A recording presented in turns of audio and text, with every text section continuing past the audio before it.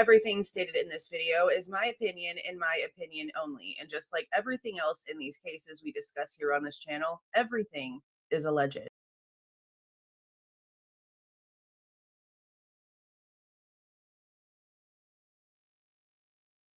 Hey, you guys.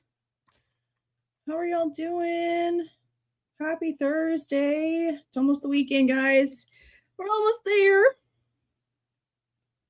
Now, I moved this around the camera cord, and I can see that it still doesn't. That's weird. So when I'm recording, it doesn't look like it looks to me right now. Like the blue in my camera looks so freaking staticky, like an old TV. But when I'm recording, like on my clip champ that I use for videos, it doesn't do that. I wonder what's up with that. Hey there, Miss Lindy J. How you doing? Hey there, Sarah. How you doing? Hey, Juliana. Yeah, we're still waiting. As far as I know, I did check earlier, but I check multiple times a day, which is insane probably because it's very rare we actually get anything. But whenever we do get something, because of the way that they changed it, it's not like you can really tell unless you scroll through the whole thing. So I still check this thing like multiple times a day. And we haven't had any updates on anything since we got Dylan's information. Which sucks, but is also fine at the same time because there's still so many things that we are, at least on my end, for this being my channel and what I need to make sure is out there for full information, full factual information on the case.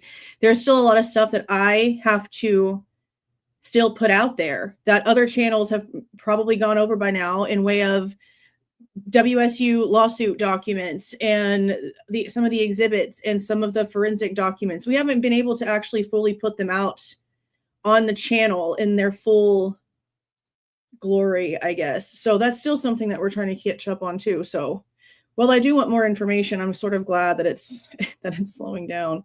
Hey there, USA 1776. How you doing?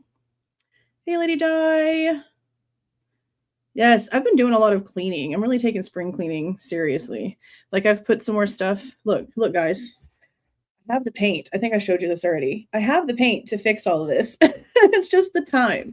And I just don't have the time. Hey there, Suze. How you doing? Quack, quack. Hey there. Hey there, Jackers. How you doing? Hey, Sadie. Hey there, Cheryl. Hey, Heidi. Hey, DKM. Yeah, I'm going to actually open real quick. I'm going to open the one that we did last time doing these so that we can start where we stopped because there were still some comments on the community post that we needed to get to. So let me go and find that real quick.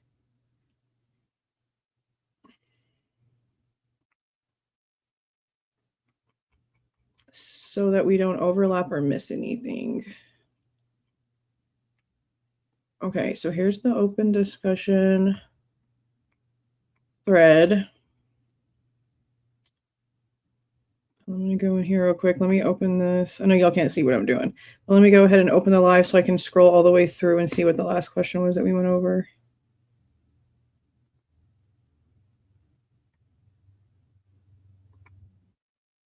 No, not that.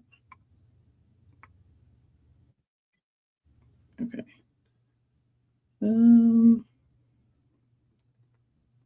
So we had Sherry's. We talked about the latent print.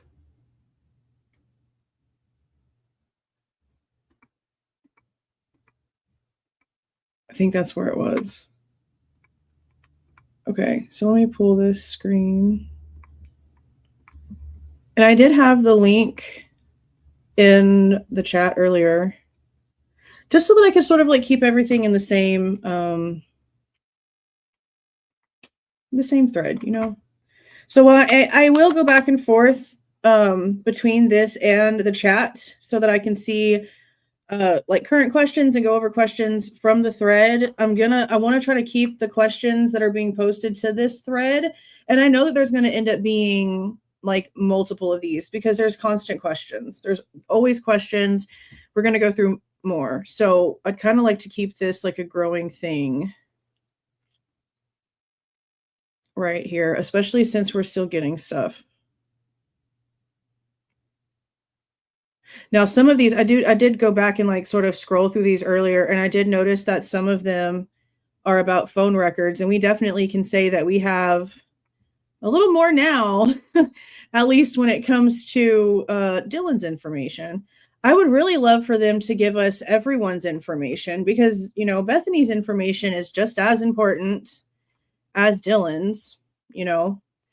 And I don't know, maybe they'll do it in pieces. I don't know how much of it they're going to deem necessary. But you know what else I was thinking, guys? And I need to go back and look at the date. Y'all know I just asked them for this information. Like, let me open my email. I just asked Moscow for Dylan's contact information. I told y'all about that and how they told me it was going to be like a privacy thing. And I argued back about y'all can do redactions. Why can't y'all just like, you know, leave the first initial of the first and last name, only give us the last 4 digits of the number? Like, I don't know what the problem is. I don't understand that. Let me see what date that was. Because I literally just asked them for this and they just denied it. And I was like, I know she loved telling me no finally because they hate to see me coming. Yeah. It was on February 5th. February 5th, I asked for Dylan's contact information and they did everything they could to tell me no and doubled down on it being a privacy concern. And then that's the next document that they released. I'm not trying to say that me asking that caused it because I'm sure a whole bunch of people have asked for that damn thing. But the timing is crazy. The timing is interesting. That's all I'm saying.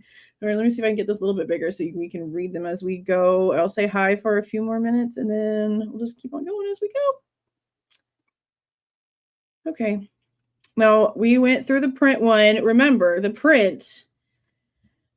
This reminds me of like another section of things that we need to do. We need to go through all of the information when it comes to the lies in the PCA, and the latent shoe print being something that verifies the suspect's path of travel per the way that Brett Payne wants it to be is bullshit, because before he ever even wrote his report, what are the dates? Like, I just went through all of this and I have like snippets of this already recorded, but I'm trying to remember the dates off the top of my head. So the 18th is the date that the latent shoe prints were actually collected.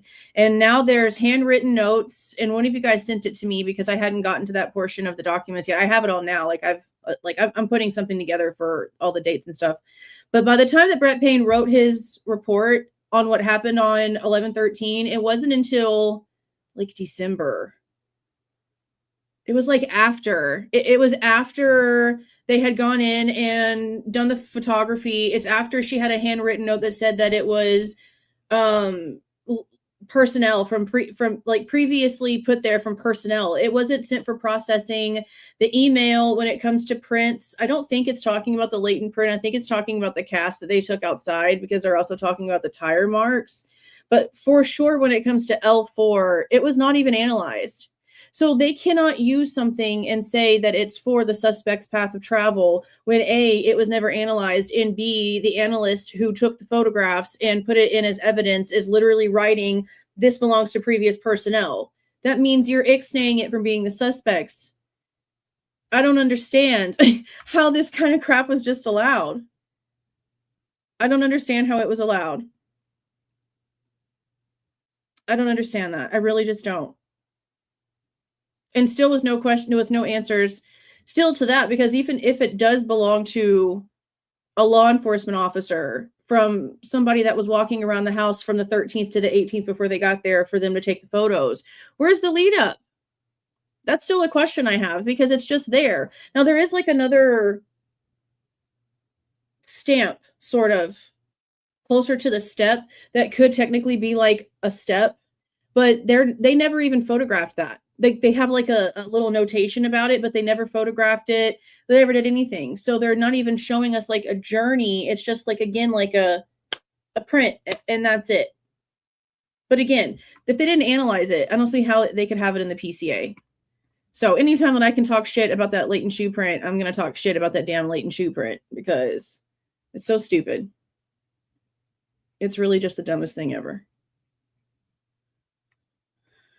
Oh, welcome, Christina, or welcome back. You've been a member several times before. Welcome back. Welcome back. Hey, None You Biz. Thank you for the $4.99. I appreciate that. Thank you. Thank you. Thank you. Thank you. Thank you for the gift of membership, Kimberly. I appreciate that. And congrats to who got that one. Thanks for the 5, Layla. I appreciate that. Loving this channel. I appreciate that. Thank you so much. That's over 2 years. That's a long time. That's such a long time, Miss Lindy J. Such a long time. Now let's see. Let me see if I can catch a question in the chat real quick before we jump into another one on the thread. And if I miss your question, please don't pay for the question just to get my attention. I might not see it if I'm missing something. Just like re-put it in there. Because I don't like the whole pay question thing. You guys know that, so don't do that. Don't do that. The link for that, it's up there in the thingy. Up there, but I'll give you the thing again. Just so you can like get it answered or talked about eventually, because we're gonna have like several parts of this. But here's the link for this one more time.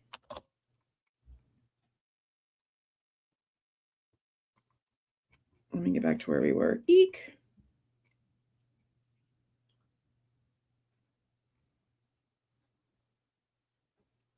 Okay. Oh, how is everybody doing? Oh my gosh. Yeah, it's crazy how fast shit can change, isn't it? That's wild. Well, I hope your heart gets stronger. That's crazy. Yeah, there's a lot of wild stuff happening right now, huh? Yeah.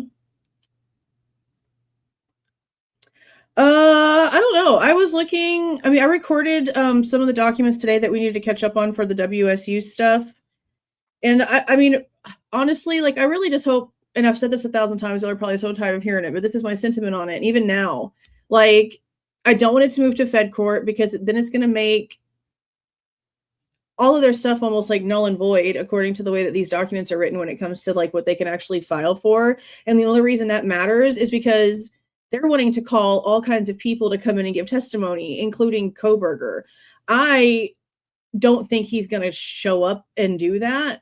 It would be really interesting if he actually did come in and testify technically to this kind of stuff. But there's people from like Hawaii to Pennsylvania, different districts, like all kinds of people that are on like, you know, to come in and give some sort of, you know, testimony during the thing. And I want to hear all of that. That's going to be like the closest to actual discovery fact when it comes to any sort of trial whatsoever that we're going to get in this case. At least so far, I haven't seen anything else being done. And I don't really even know what to think. I really don't know what to think. And I know that that's a lot of people's questions is, why is all this happening the way that it's happening when every time we have another push of information come out, it makes everything make even less sense how this turned out, because the evidence still is not proving anything. They're still not able to stack anything on. Everything that we heard from the state about them not really having anything, it just comes out to be the only thing they've been honest about the whole time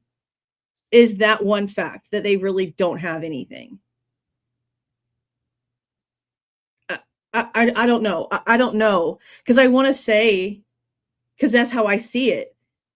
I saw it with Delphi, and then we saw how it was sort of happening here. Hands being tied, no way to actually come out and say the things that need to be said, but then also sort of like not like in Delphi and Taylor really just agreeing to shit.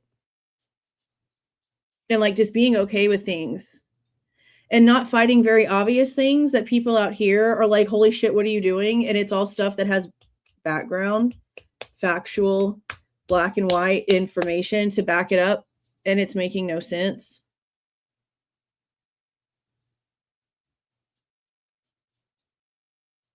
This is a very flip-floppy, roller coastery type situation, and it feels like it literally always has been.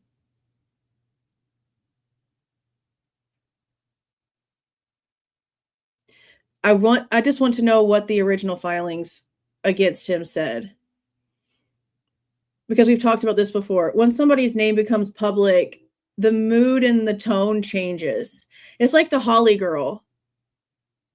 I don't feel like she would have had the same sort of sentiment towards Kohberger if he would have been on the news for like something good and she somehow like showed up in a documentary about his life to heroism or some shit. I don't feel like she would have been like, yeah, you know, this was just like some reason why I didn't get a hold of him and it was just kind of like weird. Like, I just don't feel like it would have been like that. And I'm not saying that maybe he didn't like rub people the wrong way. Everybody's on everybody's cup of tea, and obviously he's a bit different. That's obvious. But what was the original sentiment before he became a quadruple murderer in the public eye? That's the main reason why I want the information so bad, because of what we know about like where it all really started. That's who I really want to hear from. That damn BK Norton girl. Oh my God. Oh my God. Yeah. And I know that you guys were asking something about like how she passed away. I don't know if anybody got any information on Cammie. I didn't ask in the thing that I saw because I didn't want to pry. Did Ann Taylor have access to the 1112 King Road video prior to the plea deal? As far as we understand from the things that we heard, yes, but also she mentioned how things were in pieces, disorganized, and that there was audio missing, which is the exact same problem that we have, that there was audio missing. So we're basically seeing firsthand from filing FOIAs and getting the information exactly what she was saying back in Latah County. It'll be interesting once we're finally done with filings, or at least where we can get sort of like to a section of being able to sort of go back to the hearings and listen to what was originally being said versus what ended up happening. Especially when it comes to that kind of stuff, because we did have to go back and listen to one. What was it, like May? Was it like May of 2022? No, 23. It was sometime in like 2023 before they switched venue. And that was something that she had mentioned. We went through it like a video clip. Dug it up.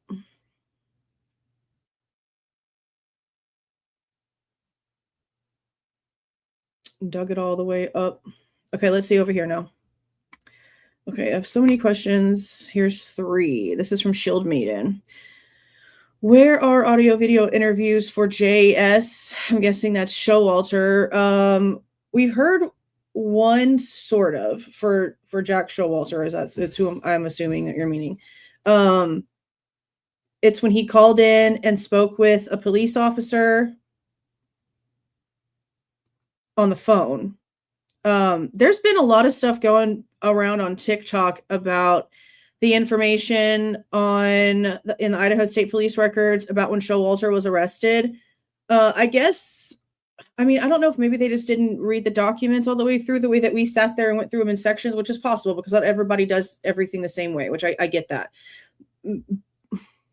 But I guess I need to go back in and like reread the document and rediscuss some of those things when it does come to Jack, because we do know that there was blood inside of his house, like inside of his apartment.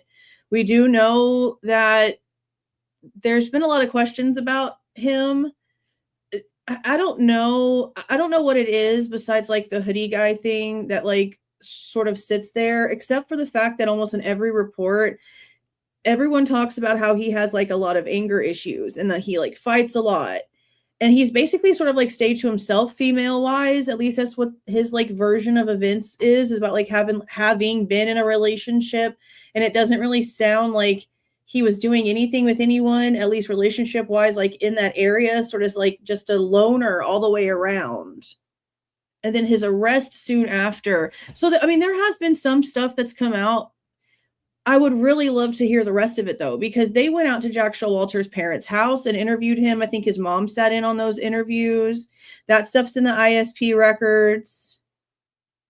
There's definitely more interviews of him. We've only ever heard that one. I'll grab where we went through that one in case you missed it, because it was back in September. But this is the only time that we've had like an actual like interview of him come out, and there are several more. I'd love to I need to go back in and see just how many, because I know that again there is an interview at his parents' house. I want to say I read 2 that seemed like it was Showalter at his parents' house. And then they went and talked to him and fingerprinted him and stuff like, well, after he got arrested. Plus, you also have to remember, you guys, there's stuff from the feds that we'll probably never, ever get to see. Like, literally ever. I'm not sure who CB is. Oh, Cole. I need to find that report. I need to find the report, and then I guess I'll see if I can FOIA that one. It'd be interesting to see what he has to say, because, oh no, we did see the report, because he gets, like, because he got kicked out, and didn't the report say something about how he didn't, like, remember how he got home, or how he had gotten kicked out, or that he'd gotten kicked out, or some shit like that? That'd be one to go back in. CC. I'm not sure who CCAA is. Jack Ducour.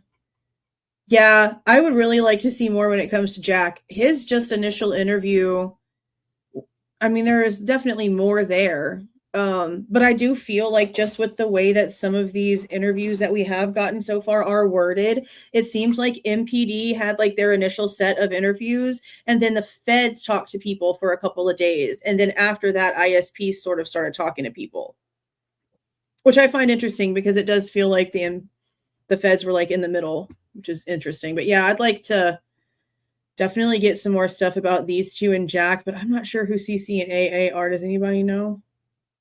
You scroll down to the bottom. Anybody know who CC and AA are?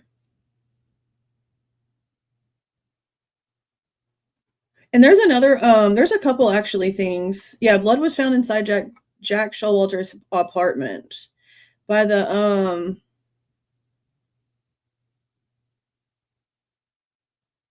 like in the living room on the ceiling, I think I remember. And then something like in the shower.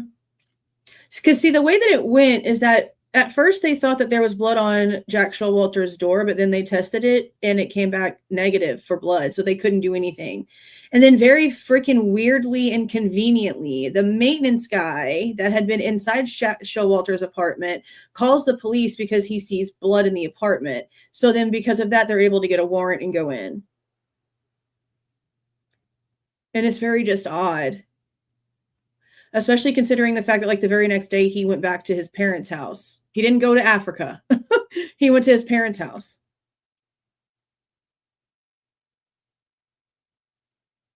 I don't know. I don't really know what to think.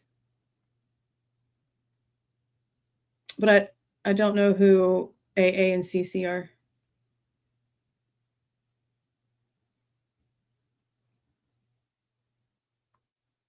Yeah, see, I'm seeing that being talked about, and there's only been one interview with Lyndon that ever came out, and we went over that here live on our channel, and nobody heard that. So I don't really know why it's happening like months later. People are saying that something else is being heard.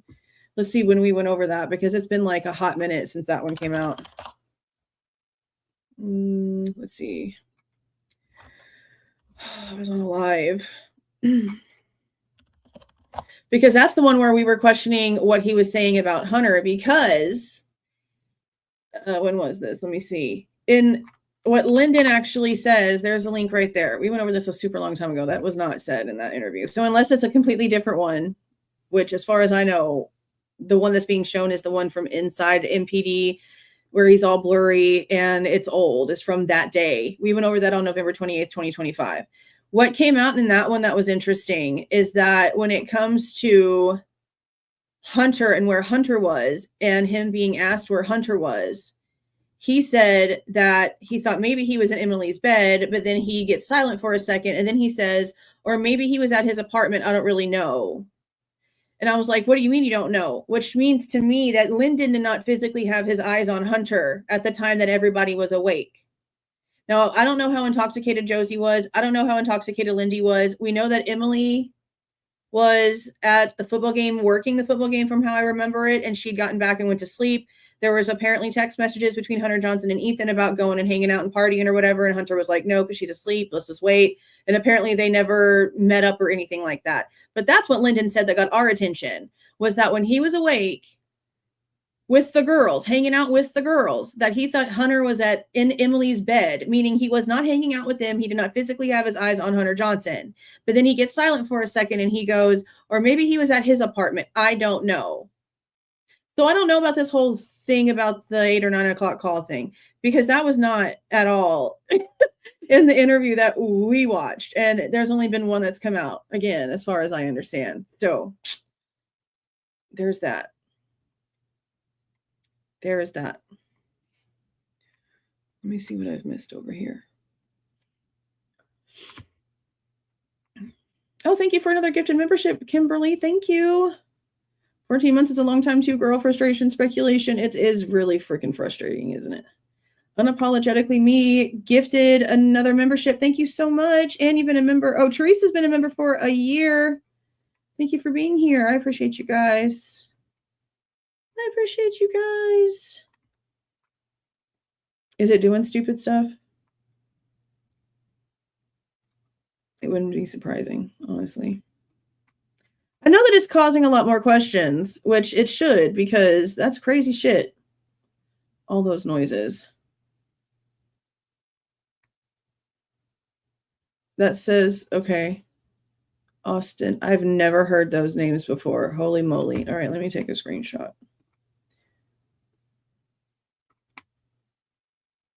Okay.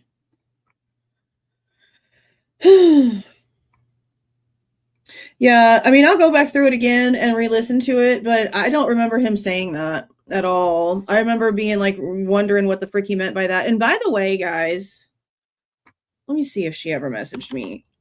Misty Blue, are you in here from Twitter by chance? Are you? So someone that's been super following this case for like a super, super long time. I haven't said anything about these because I don't know where they came from. So I guess instead of just showing them to you because I don't know if they're legit or not, I'll just ask this question. Does anybody know anything about... Okay, we know that Josie and Lyndon were not technically together at the time that the crimes took place, because there was some really weird ass post that she put on social media about how her friends were murdered, and that made him realize he couldn't live without her, and it was just like real distasteful, right? I saw some Venmo messages between Josie and Hunter Johnson from like August and September-ish, October-ish 2022. And they're she's talking to him like their boyfriend and girlfriend. And I didn't like do a video or put him out there because I don't know where they are. I asked her where they went. She said that she was going to get back to me. I haven't checked my notifications. I need to go back into the feed. They're on Twitter, girl.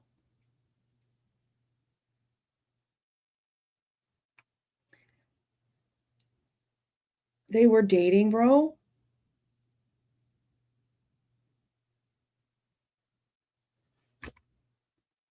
So those are real. Okay, well, F it, bro. Here we go. I'm just going to show you. I'm just going to put them up here. What? That just makes this worse. Yeah, Misty Blue put them on Twitter, and I was like, I'm sorry? I reposted them, and I literally was like,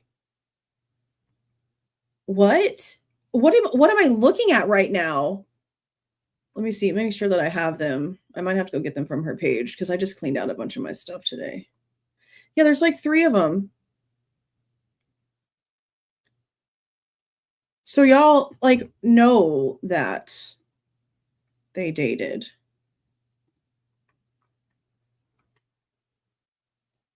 That is not cute. Yeah, I'm gonna have to go back and grab them from the page real quick. That's not cute. That's disgusting. See, that's why I wasn't sure, because I don't dig into stuff like that. So there's a lot about that stuff that I don't like fully know about. And I didn't think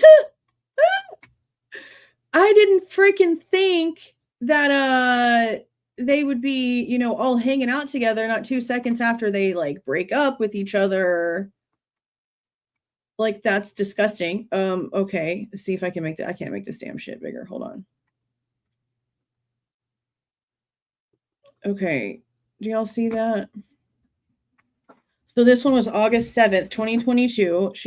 Josie sent Hunter money for something, but it says no tip because you're my boyfriend. Yeah, see, Misty Blue is the one who found them. She's in here a lot. You guys probably talked to her. And then on September 10th, this is so scary, babe. And then August 18th, can't wait to see you when I get off. Smiley winky face. What the frick? Like, what in the frick is this? They were dating up until what? September 10th is the latest date. I'm sorry. And they were all hanging out together that night. I'm sorry. That's just nasty. I don't even know what to freaking say, bro. It's acting up. Yeah, that's not surprising. See, I know that there were some that he posted between a couple other people, but I didn't see those. Oh. See, and that's why I really thought that they were together longer than that. It's disgusting because they were all just like, she was just literally with Hunter, and then a month and a half later, she's got her freaking roommate dating the dude that she was just doing, while the guy that she's going to be doing now, they're all hanging out together within a month later. That's nasty. I don't give a damn. That's freaking weird. Did she see? Like, I just missed stuff. That's weird, bro.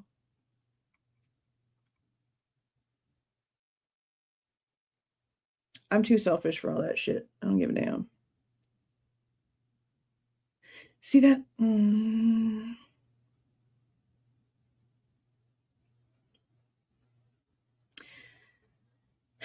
see, I questioned a lot of things before, but that just made me be like, bro, it's just a very strange dynamic. A very strange dynamic.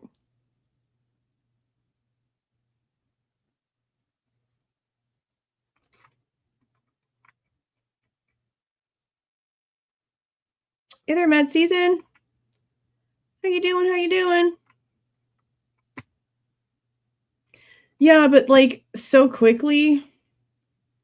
September, October, November, like it's the next month. It's the next month. So I don't know. It ain't my thing. That ain't my thing. Oh, that's weird.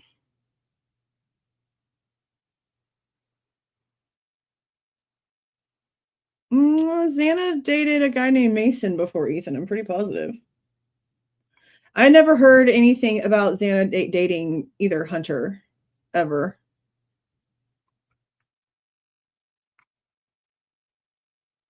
No, but I've heard the name.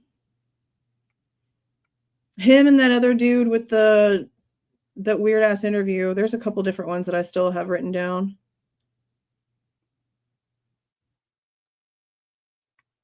See, that's crazy. See, I don't even know then. Because I remember that stuff too.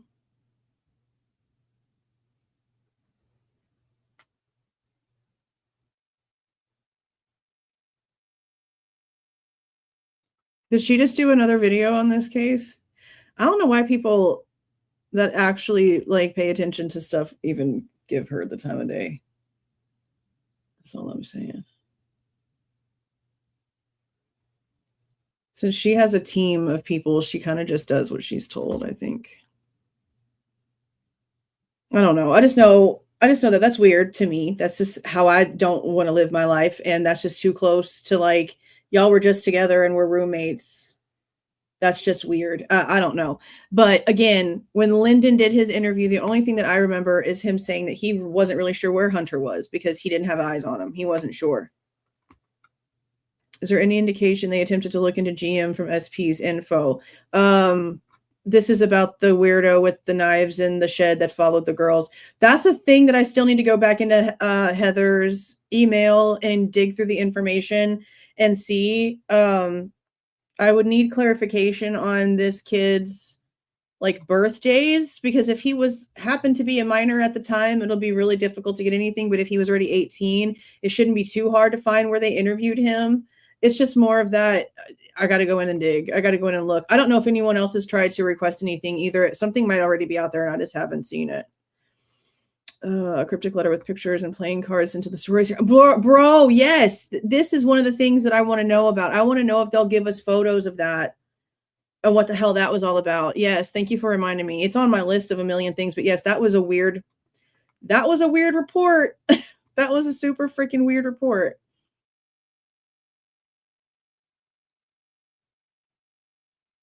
Yeah, I want to see the pictures of that for sure. I really want to see the pictures of that. Yeah, I'm going to see if I can get that. I need to start working on that list of everything that I need to put in. Why would he say he didn't do it? That's the part that we're still trying to figure out, because there would be, honestly, I don't see how, again, we have so many documents, not just from the court, not just interviews, but also forensic stuff that's being considered as evidence that was supposed to go to trial, plus the things that are being removed that might have been maybe a possibility to be used for trial, but then all of its faults and flaws got showed and proof that it had nothing to do with anything and it all had to be removed. I don't know what the move for this would have been other than not having any other option in order to not die.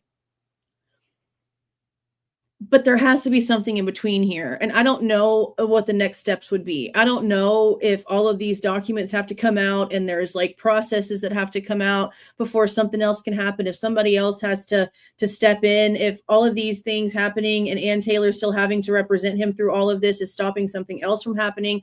I don't know. I just know that nothing is connecting. And we're not going through all of this, in my opinion, at least for me, not going through all of this and looking for these puzzle pieces in hopes that nothing fits. That's not the point. I would eventually love to say that I've been wrong the whole time. Don't you freaking think that? Like, I don't want to sit here and believe that I've been thinking this the whole time and been wrong. There are dangerous people, in my opinion, still out there. And to me, that's even worse. Yes, one life could end up being completely ruined, which, yes, that's bad in itself. But when you have people that are capable of this, that can just allow these things to domino effect and have no freaking conscience whatsoever and not give a single shit, and they're literally still out there breathing our air, is that not worse? Times however many people could be actually involved in this situation. How much more danger is out there? How many more things have already been done that we don't know about because we don't know the names of the people that are actually responsible here? How many, I don't know, essays or assaults or thefts or things have happened because this isn't right? I'm not looking for reasons to not believe them. I'm hoping that eventually I come across everything that we need to see to say, okay, we've done our due diligence and we finally found the missing piece and they've got the right guy. That's kind of like the whole hope here. They're failing. Every time something comes out, we're wishing one thing is going to make sense. And the second we think, nope, fail. Every time. And that's not an exaggeration. Look how many things we've gone through where people are finally like, oh, there's a little bit of something right there. Oh, well, then that completely takes that away. That doesn't work. Oh, wait, no, here's this one piece right here. Nope, because we had this one piece over here that completely makes that a lie. Oh, no wonder they took that completely, wasn't even going to be evidence anymore. And that's another thing I think a lot of people are not understanding is how many things that the mainstream came out and told people were legitimate pieces of evidence that were then later removed from the court. And people don't pay attention to those updates enough to know what the actual true opinion should be because of the facts that have been removed. So many people have, and it's since I got back on TikTok, it's been horrible to see the lack of true information that's coming across my feed. Like even from people with MD behind their name are out of their mind. Like literally out of their freaking mind. I have a couple different screen recordings that I've saved that we're going to talk about eventually. Like this one, I don't even remember this woman's name, but she's a doctor, some sort of doctor, and somebody wanted her to go in and talk about Xana's injuries on her left hand, about how severed her hand was, where they said like her finger was almost cut off. Like we ended up reading through what the injury was, but she, for some reason, thought that the person was talking about Maddie. And she's like going on about how Maddie's hands are fine and these markings are all normal and there's no injury like that. And this is totally fine. And I'm like, where did this person even say Maddie's name? The comment is on the screen and doesn't say anything about who the person's talking about. It just talks about the injury. And if you've followed the case the way this person is claiming that they followed the case, you know that would be Xana. So she went off telling this person basically how wrong they were about there even being injuries, just for her to be the one that was mistaken on who she was supposed to be talking about. There's just a lot over there. There's a lot over there.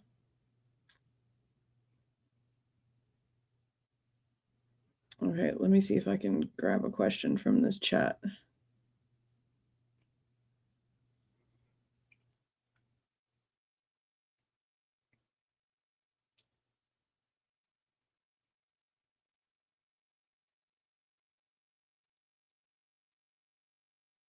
Connor Chestnut. I did see somebody else with that name too. Oh yeah, is that the one? Oh, wait, is that the one who cut his hand with some chicken? Is he the same guy who fell out the window? Because there was another guy that fell out of a glass window, and I think it said something about chicken too. Was it a different dude? The one that I'm interested in, and for some reason, again, TikTok is either showing me old stuff and I just don't see the dates or something, but they're also talking about the one guy that was, I think he worked at a pizza place and he was really good with a knife and had some issues. And then like right after the murders took place, he like stopped showing up to work. They're starting to talk about that again. I don't know if that was in a report. Ew, why do you even watch that, crackhead? Yeah, I haven't watched any of these in some years. That's not shocking. That's not shocking at all. That's not shocking. Oh, hey there. From Ireland. I'll get there one day. Thank you for being here. They don't read anything. That's the problem. They don't have the time. They're too busy doing a million other things. Like if they would just sit down and read the documents, they'd understand the why we have the questions. I mean, that's the only thing that I can really say. If you would sit down and actually read the documents, then you'd understand why we have questions. We're not making things up. That's what's so crazy about a lot of these people that think that we're like insane or some shit. I'm like, do you not know how to read? Are you illiterate? I'm sorry. Did public school fail you? I don't understand. Because everything I'm reading is in plain freaking English. And it makes it very clear just how screwed up everything is. Plus, how can you misinterpret people's own words? How do you misinterpret the state claiming that they don't have a working theory, that they don't really know?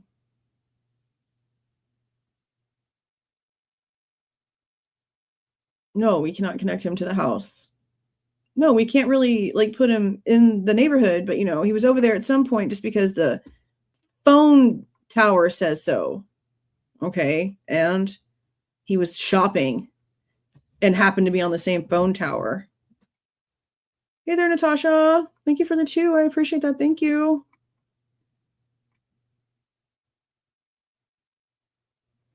It's just a lot. Did you see that who now, what now? I didn't see anything about a black jacket with cheese on it. Oh, thank you, Kimberly. I know that the black jacket that Maddie was wearing, it looks like it's in the house. And I know that there was one that's, in photos and stuff that we've seen the police look at. I know. But we see it in the house. There's a lot of similar things everywhere. As far as I understand. I know that they had pulled out Kaylee's sweater that she had on that night, and it had the grub truck receipt in the pocket. Did they have the black jacket in her boxes? I mean, it having carbonara on it would make sense because they did say in the reports that Eric Gower made a comment about Maddie was eating the carbonara with her hands. So it makes sense. It was today. I mean, yeah, it would make sense. I just don't know why. I guess it could have maybe gotten mixed up. But that should have definitely gone to Maddie's mom. Since it was what Maddie had on.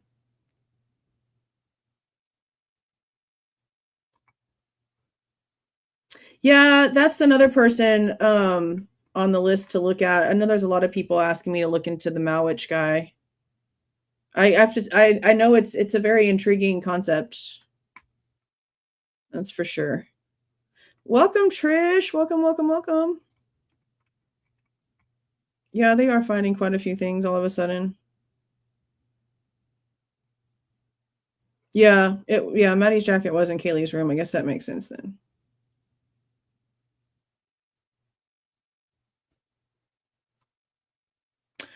That's the question, because it was already really questionable, right? The DNA thing was already really questionable because they're telling us snap, and now that we have the documentation, nothing about the snap is even being mentioned. And now that we have the forensics, we're seeing that the swab where the sample came from is a resubmitted sample, a resubmitted swab. So we're missing a lot of paperwork. And we already had questions about the DNA. That's the main reason I wanted the chain of custody information from MPD from the 13th when the sheath was found until it was picked up to go to the lab. So I guess what I need to go in and do now is request information regarding this resubmitted sheath. And I guess I'm probably going to have to ask both. Maybe not. Maybe I will. Something happened in between, because at first we were hearing rumors. And again, these are just rumors. I don't think we've ever seen anything that actually proved this. And I could be wrong. If this isn't a document somewhere, please let me know. But I'm pretty sure the whole reason why the whole thing ended up going as far as it did is because they didn't find anything at first. So for them to just suddenly find this single source male DNA sample, and then we get the documentation and it being resubmitted is the only resubmission on the entire format from the forensic documents. What happened to the first one? Because 4 of them got sent over. We know that they eventually ended up with a 5th one a few weeks later. But when it comes to the one with Bryan Kohberger's name attached to it, it's a resubmitted sample. And it's making no sense because where's the paper trail for that? Who did the swab? What happened to the first one? How was it discarded? What was the reasoning for the whole reason why you even had to do a resubmission to begin with? What is that about? I think there's going to be a lot of answers in that. But I do know from when they gave us that information when it came to the chain of custody that it feels like there's a lot missing. Because you guys remember what those photos looked like, right? Let me pull up the thing.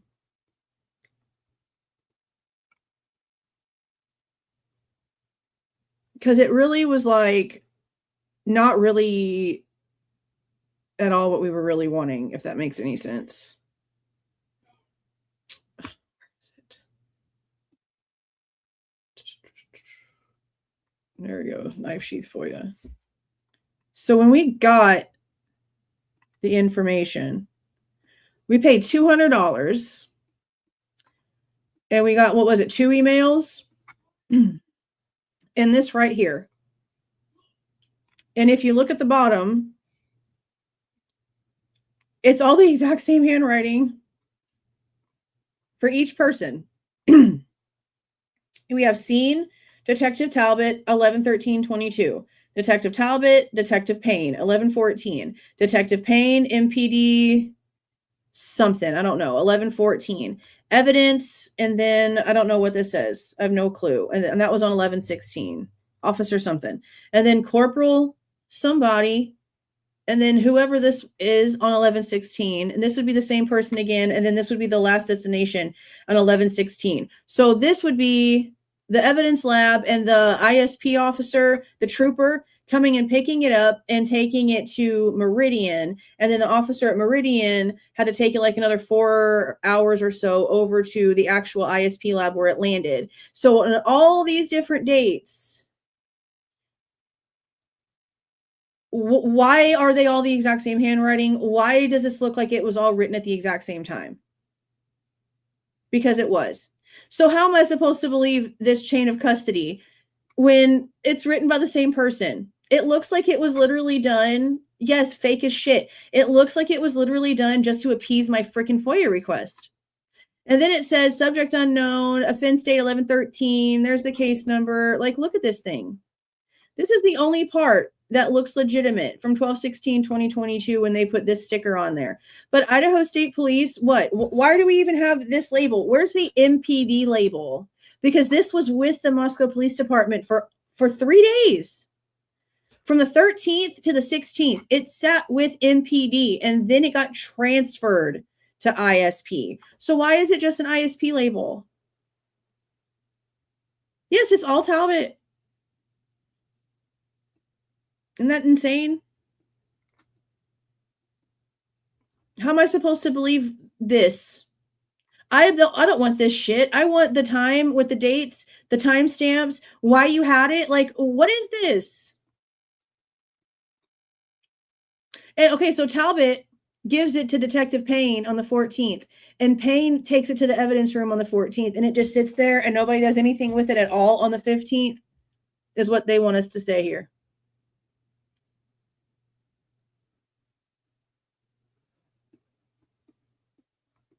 Yeah, the second I saw this, I was like, yeah, y'all are full of shit.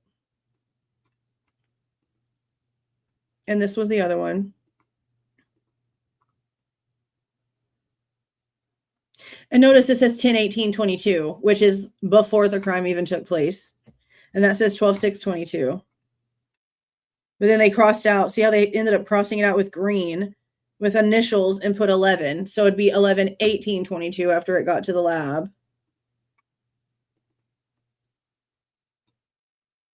And then the barcode. But see, like, this is actually labeled Moscow Police Department. So when I look at this envelope right here, like where it says this is where I'm expecting to see the chain of custody for MPD. Not when it's supposed to be with MPD and you're giving me an ISP sticker that y'all wrote on like that. Like, that's questionable as shit to me. But there's no paper trail for the resubmitted swab. And I have a problem with that because that's the only part that says Kohberger. Is this resubmitted swab with no paper trail? Yeah, but I want to know why did they throw it away and reswab it and basically label it like they labeled the first one? If it was technically a resubmission, it shouldn't have been. She said they don't know who the jacket belongs to. Okay, so let me ask this question because I'm pretty sure that some of you guys have watched it all the way through, like all of it that's come out when it comes to the Corner Club information. Is there any point in time where she's not wearing that jacket, Maddie? Because I don't think I've gone in and like watched it because it's mainly blurred out and that's annoying as shit. So I haven't gone in and like sat there and watched all of the Corner Club footage that got put out. But does anyone know, is she just in the jacket the whole time? Because if so, then I'm wondering if maybe she got it from somebody at the Sigma Chi party, because Maddie was at the Sigma Chi party before she walked over and met up with Kaylee before they took off with Eric. So she was in it the whole time.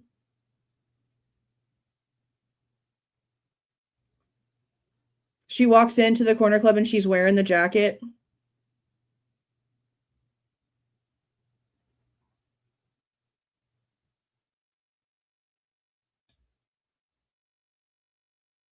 Hmm. Yeah, so she could have gotten it from Sigma Chi, somebody that she was at Sigma Chi, or somebody could have left it at the house and she grabbed it right before they left.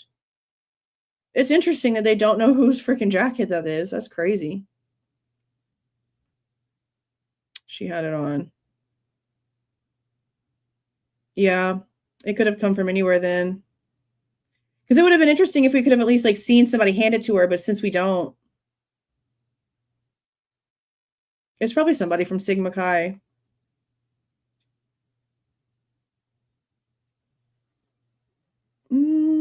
I don't think I've ever heard anything about it being Jax. See, there's a couple of y'all mentioning that. I've never heard that before. Yeah, by a firefighter. A fire thingy-mabobber. What do you call it?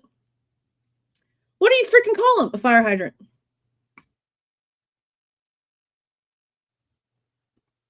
Yeah, but where's the paper trail for it? That's my question.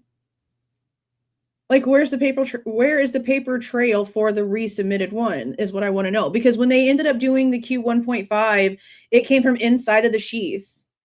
So we should have like a Q1.1 point something. You know what I mean? Like there should be like an A or another identifier that makes it like, okay, well, obviously this is from the same area, but it's a second swab. But that's where I think the whole discrepancy with SNAP and STRAP came from, because all of the forensic documentation, nothing about a SNAP. That was like our biggest Mandela effect. Like, where's the information about the SNAP? Why are we not seeing that? That's not what they're claiming. So I think what they ended up getting it from, if they really did re-swab it this way, was probably the SNAP. And it's just been verbally being talked about, but it's not actually on paper somewhere, which is a problem. It's a huge problem. Huge problem. Okay, so then Carla says, in my opinion, with what was released of the investigation, without reliable estimated time of death, the timelines aren't accurate. No, I agree. I completely agree. Data from technology would provide more accurate information. Snapchat, it is very important. All of them reference using it that night. Dylan in one of the police interviews referenced the Snapchat location and that she looked and saw they were all home. The Snapchat data info would help a lot with times, locations, and people. This is true. I do remember, was it Dylan though? Maybe both of them. I actually remember Bethany saying that she checked her snap maps for Xana's location. That's how I remember that, but that could be incorrect. But regardless, this is correct. They were looking at Snapchat locations to see where people were, which is another reason why you have to question why they didn't do something different than what they did. Because again, this isn't like one person. This is not one person saying that they heard something and the other person just being like, oh, well, I didn't hear anything. You're fine. Let's just go to sleep. It's fine. This is also somebody else that heard something completely different that startled them awake, that freaked them out. They're having a conversation. Bethany's hearing what Dylan is saying. Dylan is hearing what Bethany's saying in the most innocent of terms. If you are hearing all of these screams and all of this crying and all this sobbing, and you hear a crash and you see something bright and you're freaking out and your friend's freaking out and you can't get a hold of anyone else, but you can see that they're still physically in the house. But then, oh my God, my other roommate said that she saw somebody in the house too, and he was dressed in all black. Like, you both just collectively don't do anything. That's my biggest thing here, is that it's not just one person that did not act. It was two different people that, again, in the most innocent of terms. So take away your opinion and strip it down to what they want you to believe, okay? In the most innocent of terms. They are both collectively having traumatic experiences of some sort while also telling each other about the situations that they are experiencing. And neither one of them says, maybe we need to get the hell out of here. And, you also have to keep in mind that as Dylan is going down to Bethany's room, she's having to pass right by that freaking front door. Why would you?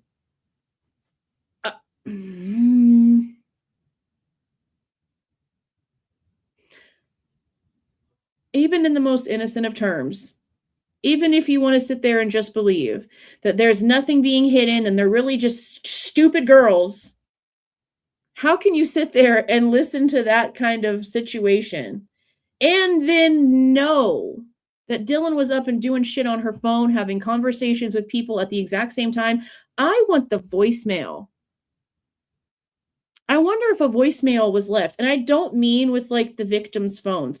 There is someone, what time was it? Let me pull it up. What is it, 4:24? There is someone at like 4:24 that Dylan is calling and texting at the time of this insane shit going on. And there's no way that this person is being contacted. Right here, outgoing message.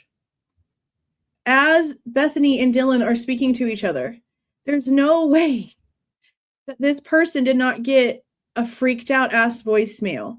There's no way that these messages are not someone freaking out, if she's really freaking out.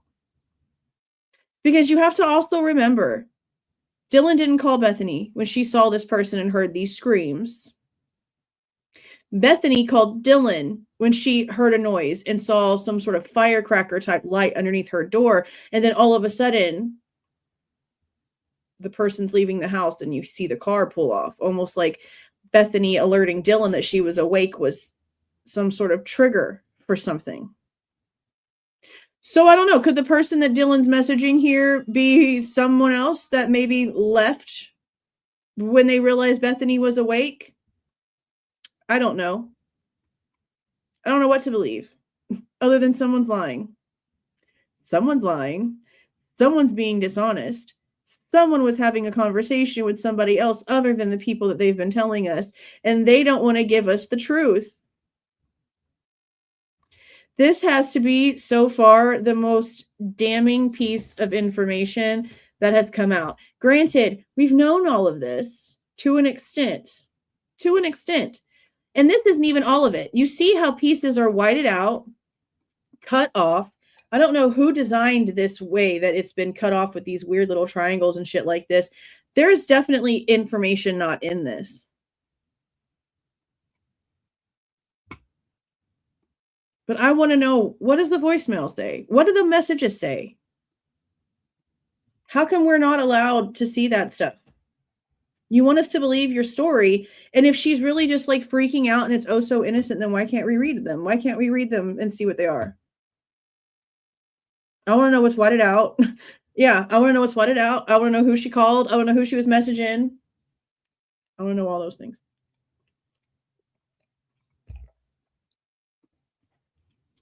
Let's see. Thanks as always, Jules. This is from Multiverser. Thanks as always, Jules, for your dedication for getting to the truth in the Idaho 4 case. I'm with other commenters concerned about a timeline of key individuals and events. I didn't bother with the Bloom Blum whatever book, so I don't know if he tried to construct a timeline for that book, but I presume he did. Your FOIA revealed the scream, I think, at 2:27, but yeah. And because that was revealed, it caused a lot of people to question the official narrative. My question is, are we still missing too much information to be able to put together a detailed, accurate timeline of events? When I look at any true crime case, my mind always wants to see an overview of who was there, when they were there, what they were doing, who they were with, and so forth. I guess a trial would have produced an overall timeline for each side, the prosecution version versus the defense version. So can you identify the gaps in the information we still need? Thanks again. I follow your channel since the Gabby Petito case. I mean, no, I've been working on a timeline for a while. It just needs to be worked on some more.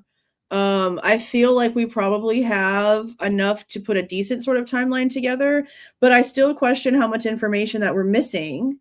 Because look how long it took for us to know about the fact that Dylan was also at the party, or the fact that Maddie also went to the Sigma Chi party, or the fact that a third girl went with him to the corner club, or the fact that there was a third girl home with Dylan and Bethany, or the fact that Bethany and Maddie were the ones that took Murphy outside. Like, there's so many things that they hid from us that, like, while I know that we do have pretty decent amounts of information where we could put some sort of timeline together, it's going to be ever evolving, which is why it's taking like a long time to get it figured out, which is why these documentaries and stuff that come out about this case are so ridiculous, because you can tell that they're not pulling true information. But we do have like timestamps of things. I'm always really concerned about 24 before and 24 after when it comes to just the actual crime timeline itself. But in reality, we probably need to go back like a few months, because there's been so much misinformation when it comes to Kaylee and her moving around and what she was doing. There's been a lot that's been flip-flopped back and forth. We've had to maneuver it to different places because people are not being honest for some reason about simple things. Really super simple things. It is really ridiculous. Connor just put out the Humane Society call to MPD. Did he? Let's see. Oh. Well, it's only been out there for like... Well, I don't want to listen to this right now because he just put it out. But I'll give y'all the link to this so that y'all can go over there and listen to that. But yeah, he just put it out. It's only 2 minutes old, so I'm definitely not going to play it here. But I did actually, I sent Connor some money on behalf of the channel the other day too, because he's been putting out like a lot of stuff just as a thank you. But yeah, y'all can go over there and listen to that. I don't want to play it because it needs to get its own traffic. It literally was just posted, but thank you for letting me know. I'll be listening to that after the live.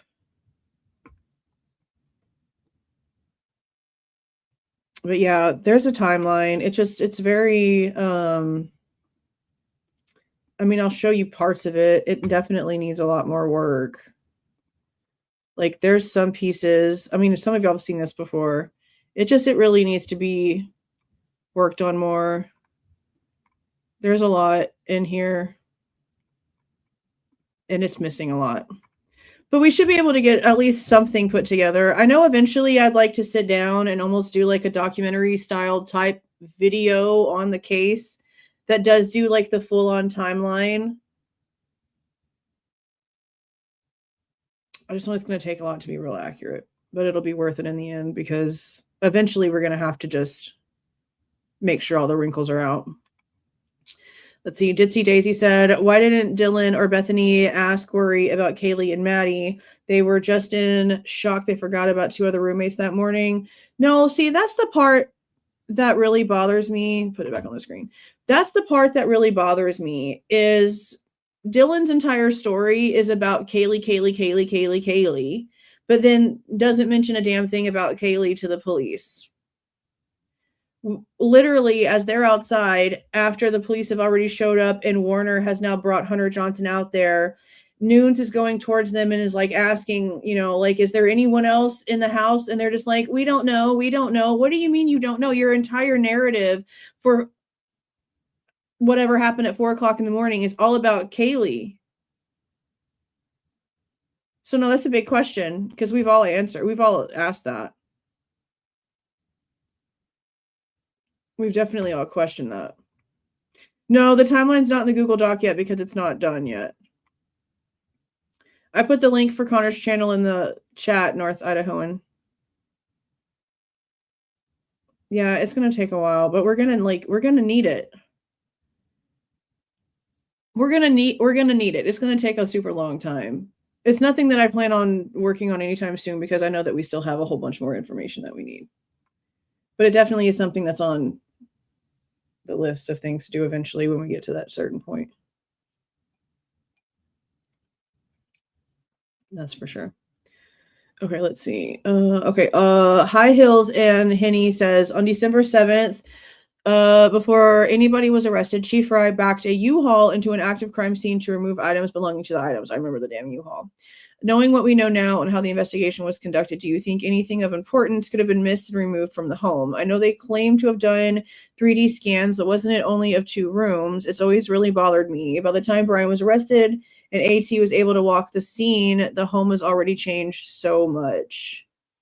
You're not wrong. It's very obvious in the way that the photo drops have come out, not just how much the house itself was changed around because they had to remove walls and stuff like that and pieces of flooring, but they constantly removing just items around in general, just in general. I'm pretty sure the dates of them going in there with like the really advanced cameras are in the documents, and it was pretty early on, but then we have to remember the weird verbiage that we got from them when the preliminary was canceled out. They basically got like super excited that they could go back and do it right, do it again, do it right, and by then so many things had been changed. And then it wasn't long after they did that big, huge new scanning with the more updated camera, Faro camera, that they decided that it was okay for the house to come down. But I don't know. The purest form is going to be like those MPD cameras and anything that was taken on the 13th. After that, after the body's removed, then you're basically just maybe trying to fill in gaps, but you've already moved it. Like you've already moved the crime scene. I just don't know if they really knew.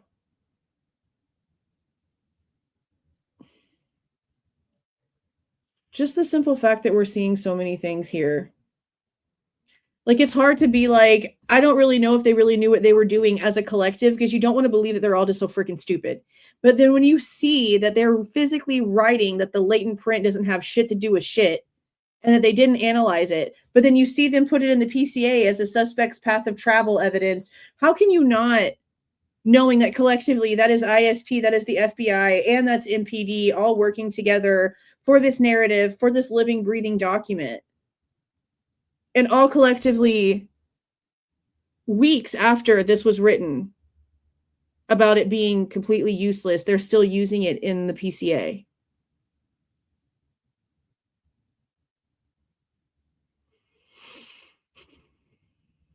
Like, everybody had their hands on that, and they still put that in there. How are you not supposed to sit here and really say they're incompetent and not sound like you just hate the police? You're seeing 3 different entities here collectively not care that it's wrong, willing to lie for their narrative. And again, they did it then, like in the police reports for the PCA. And then we saw it happen in real time when it came to the IGG. We heard the judge tell each side to come up with the narrative. We saw Brett Payne, the same person, be the one who was going to tell the lie and cut the FBI and the IGG and all the broken rules completely out of the story whatsoever. And then what did we see? We saw Brian Enton and all these other people from mainstream come out and do this pathetic ass video that came out about the case, and they skipped right over the IGG the exact same way that the damn court told the state and the defense to do together. That shit was orchestrated that way. And then you know what is in the damn coffee house crime video? The exact same shit. He completely takes away all of the IGG information. He misleads his audience to believe that the car was turned in on 11/29, and then boom, bam, bada boom, they're over in freaking Pennsylvania digging up trash. What? Like, if you aren't actually physically living this existence of looking at what's going on with this case, and you're talking to people outside of this realm, you sound like you're crazy and making shit up, because they literally have no idea about any of this stuff. Because that's the narrative that's pushed out by these big mainstream narrative pushers, the lie. And it all happened right there on live TV. We watched it happen in real time, and everyone gasped, and everyone just had to deal. And it was all for nothing. I need Brett Payne to write a book.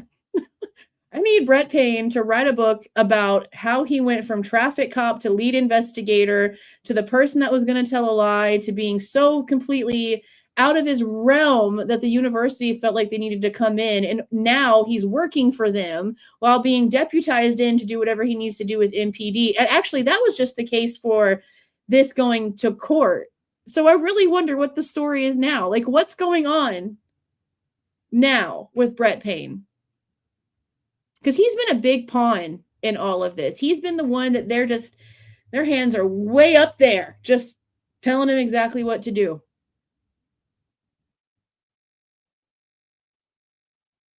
I want his story.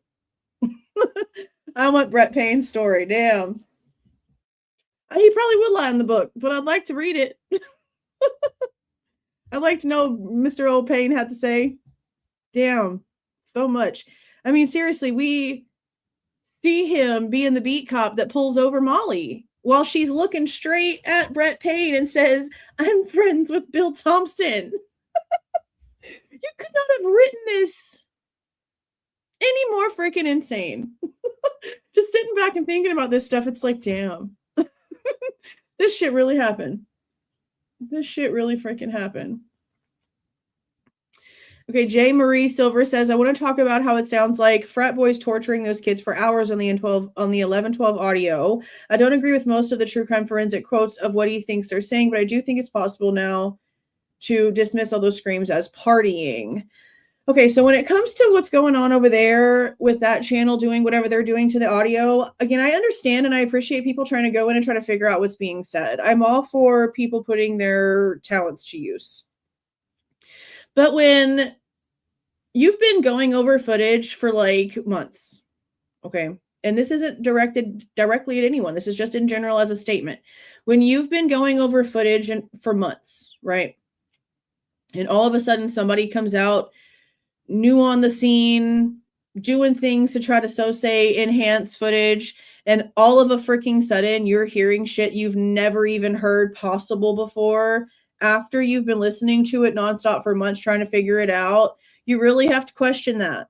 Is it an enhancement or is it somebody playing games? And again, this isn't directed at anybody specifically. It's just in general.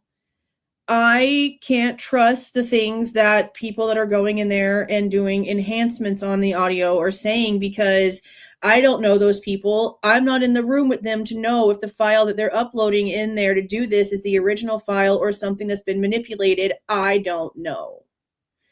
So while I do know that the noises that we do hear on the very original files that are available in the Google Drive for literally everyone that are the raw files from the police as I got them, there's a lot of really crazy sounds. There's a lot of loudness, but we do know it's a busy area. And for them to try to pretend like it was a quiet night was bullshit. Now, the story that people are trying to push when it comes to those sounds, prove it. Prove it. Because until somebody comes out here and actually proves something with their own face, I'm not believing anybody that comes out claiming that somebody told them something, but doesn't really want to come out and say much of anything because, bullshit. I'm not doing any of that. I just know that there's a lot of worrisome things on there. You can definitely hear certain things coming from behind the house. And for anyone to sit there and try to say, oh my God, I can't believe that y'all are going to really sit there and think that these noises are coming from the house, but then also want to say that the PCA is relevant by talking about the time stamp of 417 with noises from inside 1122. Like, you can't be that big of a hypocrite. You can't call us crazy for thinking that we're hearing certain things that sound suspicious, like they could be coming from the house because, oh my God, there's no way that it heard all of that, but then tell us that the cops are also right. Like, you can't have it both ways. So people that think the noises are just like nothing and we're crazy, y'all just already have your opinion and I don't even know why you're here. People that are hearing certain things on there, you have every right to question those things because we're not getting any truth. And when we're seeing people coming in and out of there all night, when the footage that would have literally given us the timestamps of Ethan and Xana getting there, when we would have been able to have heard things when it comes to them walking from across the way up the little steps into the parking lot, like we would have at least heard when people were behind that house. We would have been able to hear talking. We would have been able to even maybe hear the people that the police were claiming were walking around towards that area. Because remember, there's that one report, who is it, Rosenthal, that says that he's doing patrol and there's people walking towards the house in a certain direction. Like, we would have heard those things. And magically, that's the muted portions of the camera. I have a lot of problems with that because, again, I don't know if you can go in and like be logged into that system and mute something. Because we have to remember that it wasn't until like the 19th, it was days before stupid ass Maori actually used the login and got the freaking footage. And by then, they'd known already that other people were dipping in and out of there. And again, Steve Goncalves already came out and told us in messages that Jack Ducour is the person who got them the footage from 11/12 because he was friends with the girls. So the little SD card that we see her handing Gunderson and his body cam footage doesn't really mean shit because Gunderson, I mean, Mallory didn't even use that. He took forever to do any damn thing, played around like he thought he knew what he was doing just to make things more complicated than they needed to be.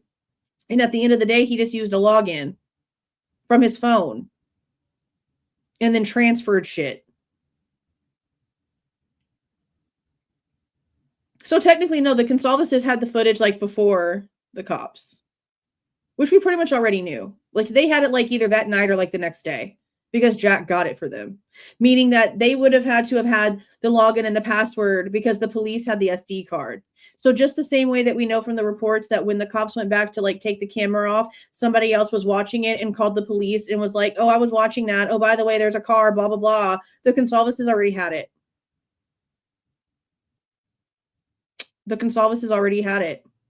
And don't forget, he told Brett Norton that they can see the girls going in the house and there's none of those noises on there.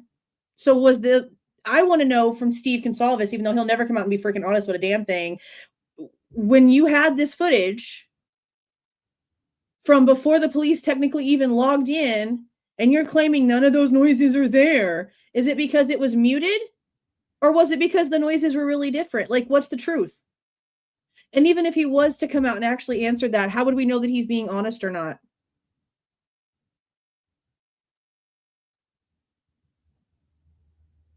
They've lied about like so much. I don't even think I could trust them. I don't even think I could trust them at that point with this. See, it would have to have been the one that they had before. Like when we filed the FOIA and we got the files, all of the families got the files. So that means even the Goncalveses got every single one of the files that we have when it comes to this 11/12 footage. But my thing with that is that they've already had it. So what I would love to know is if it's different. Do they have something different than what we have? Because if that's the case, then they need to release what they have. And they need to release it with the metadata that proves that they had it from before we had these files sent over to prove that it's different. But they haven't done that. Instead, they've tried to discredit it, trying to pretend that it's fake, then had to finally admit, we just don't believe that the sounds at 2:00 have anything to do with the murders. Well, then it's not fake. You just don't want to believe what you hear, which is a completely different thing. Completely different thing. So they're doing their damnedest to discredit it, but they're refusing to put out the information that they've already had from the beginning. And again, I don't even have to come out with the messages and try to prove that I already know that they have the footage. They came out and said all those things themselves years ago. So if it's different, they need to produce what's different. And if those noises weren't there, I want to know, is it because the noises were really actually different noises? Or is it because what you have was completely muted already? But then again, if the Goncalveses had access to the cloud, if you have access to the cloud, like if you have the login to the cloud where this stuff is all being held, can you go in and make edits? Can you go in as the user, go to a section of time and mute the entire section, rip the audio out of it? I don't know how the back end of that camera system works.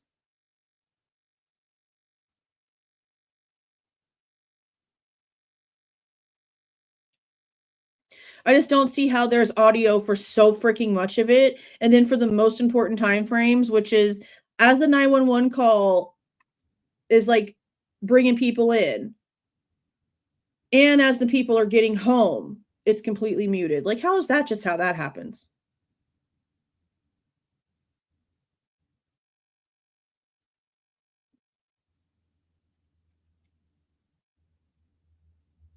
I do plan on FOIA-ing some more of the 11/12 footage. I want the section that shows the funeral people showing up.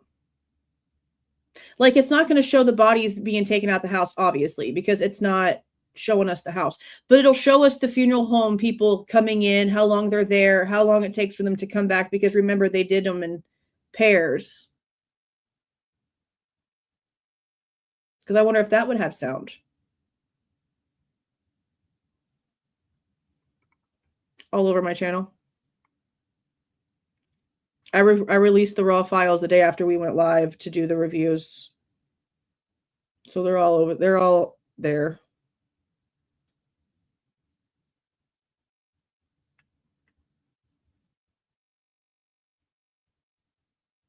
Yeah, no, all we're getting is somebody claiming somebody told them something and then not having permission to really say much of anything, and someone just talking in circles and not really getting to the facts about anything. We're going to be going over all that too pretty soon here.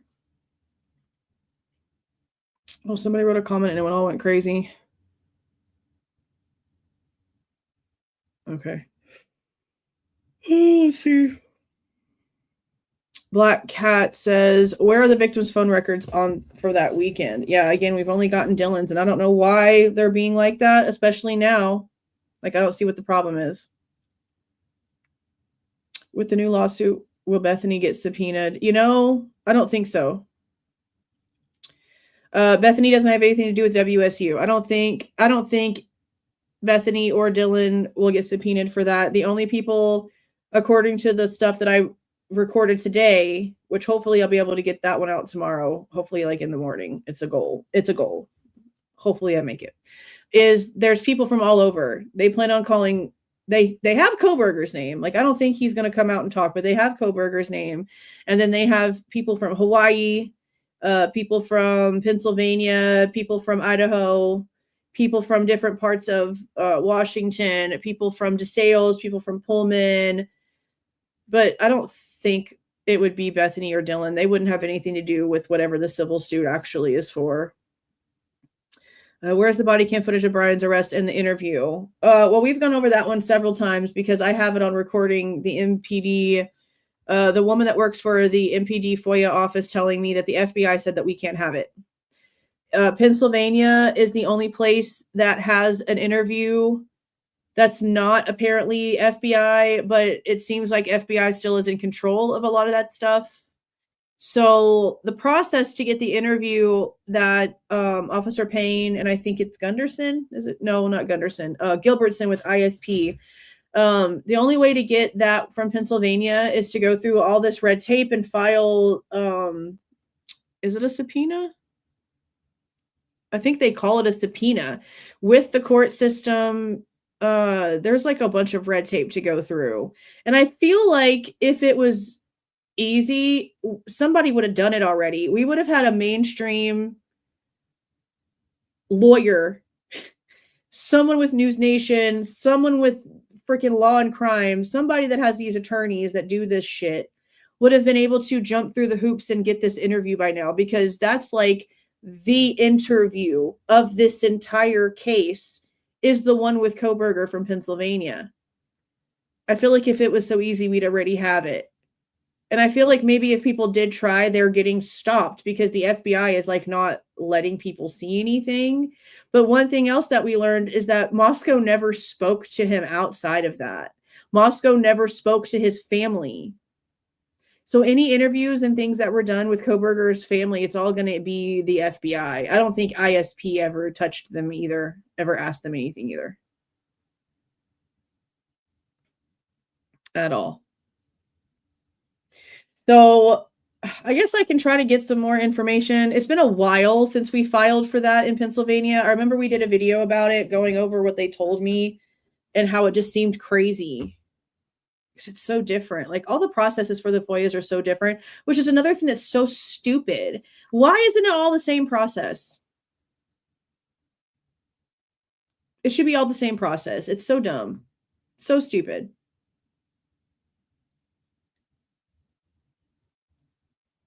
So I don't know. I don't know what we can do to try to get it. But I just have a feeling that if we get to a certain point, the feds can still come in and say, nah. And you know what? It's been like a while since I even checked the Pennsylvania site. Because they just post stuff like publicly too for stuff. That's really bright. No, they haven't posted anything else. I figured maybe eventually they'd post it up like on their actual site. I don't see anything new. Yeah. I don't know. I can try again, see if maybe things have changed at this point. I just don't think they have. But I don't know. I just feel like that's like the interview. And I feel like if it could have been got, like, we would have seen Anjanette Levy with it or some shit by now. You know what I mean?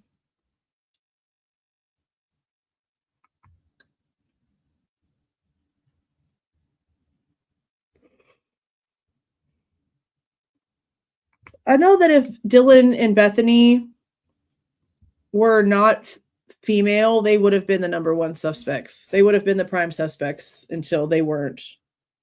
Like, they would have had to literally been cleared if they were not female. Why would Moscow PD refer to Hunter as his homeboy? Who did that?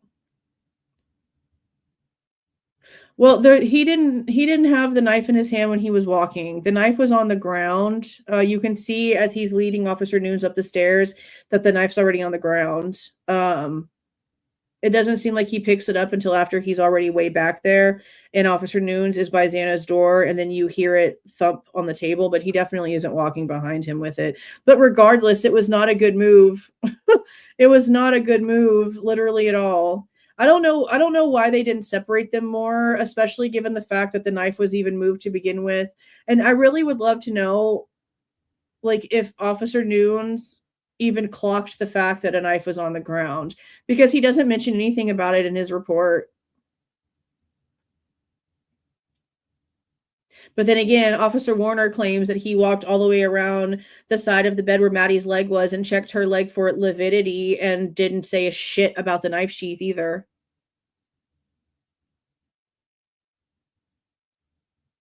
There's so many questions in this shit that don't even make any sense. It really just doesn't make sense. What was the official reason why the FBI was already in town? Apparently drugs. That's the only thing that I keep seeing over and over again, is that they were doing some sort of thing with that. There was quite a few already like there. And again, the way that the interview that Chief Fry did puts it was that basically he was thinking about getting FBI to come in and assist, but the FBI was already like in the building for whatever they were already doing locally. And the FBI guy just like magically shows up at Chief Fry's door, basically just asking him, you know, y'all need some help. Yeah. Like magically, he's just like right there. At least that's the way that he wants to tell it, which is just weird. Now, why we have not received the full-on autopsies, that's a great question. I don't know why we haven't received the full-on autopsies, because these were adult. The gag order is done and over with. There's no reason for us not to see stomach contents, for us not to see more information. I don't know why. Because again, you have to remember the information that we've got recently about the amphetamine levels and the alcohol levels. All of that is coming from the blood spatter expert giving us like a reiteration of what they read in the autopsy report. That's not the actual autopsy report. And like, again, in Kylie Rodney's case, she was a whole ass minor. Granted, it was in California, but even being a minor, they still released her actual autopsy information. So I don't know. I have no idea. I think the standing silent thing is just something that this is going to be just theme for some reason. I don't know. We're going to see more things, maybe. I don't know. We're going to see what happens when it comes to this lawsuit, if he gets called or not. It'll be interesting. This guy that said all these things, apparently, at least from the story that we're being told, that followed them to the Mad Greek and then was in the house, is definitely something going to be dug into more. Well, see, this right here is a misconception. The how did no one hear anything at all? And that's something that we've got to like stop asking. Like legitimately, we have to stop asking this question because it's not true. It's what we were lied to about. We hear directly out of Dylan's mouth at the scene when she's talking to Nunes. She not only describes in great detail the screams, the running, the sobbing, the crying, the differences of where she thinks these people are, but she also says you could hear everything. And there's no way that Bethany can hear little bitty ass plastic cups falling and hitting the ground on the floor, but she's not hearing the running, the screaming, the stomping, the fighting. Miss me with the bullshit. We have to stop saying, how did no one hear anything at all? Because we know they did. The question that we need to be asking is, why did they do nothing after hearing everything they've already admitted that they heard? That's the question. Why, when you're literally on the 911 call and you have to go back in and you have to check on Xana and you're telling her, oh, she's not waking up, what's wrong? And you're yelling her name, you're looking right at her and you're not telling the police on the phone that there's blood everywhere. Why? See, to say, how come no one heard anything at all is taking away the responsibility that these two girls very much have already put on themselves. We've got to stop asking that question. It makes them look like they're too innocent, and that's not the truth. Not the truth at all. I don't know what song that is, but it looks like it's probably a good one. I'm wondering if the Nancy Guthrie case is meant to be a distraction from this case. Man, that case pisses me off. We're going to do a live this weekend, either Saturday or Sunday in the early morning, not like super early morning, but it'll be like an 11:45-ish type time frame, maybe like a 1:30 at the latest type time frame, just to go through the most recent information in the Nancy Guthrie case, because we do have some interviews. I think the last time we talked about that case, we did see that Carlos, the first guy that was detained, came out and did an interview with his lawyer that I think Truth and Transparency got him hooked up with. I think she also had the lawyer come and talk on her channel. I don't know if we're going to go through the Carlos interview like in full, because we went over like a couple pieces of it, but we know now that the Luke Daly guy that has the Range Rover with the temporary tag, just like Kaylee's freaking Range Rover did, that got pulled over in the Culver parking lot, and his mom have now come out and done an interview. And there's like a couple of more things that have gone on. Savannah's gone back to work now. There's just a couple other things.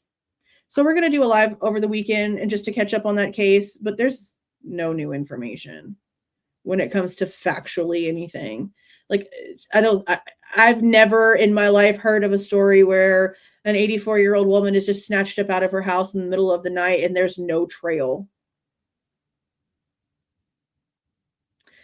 What? Very freaking crazy.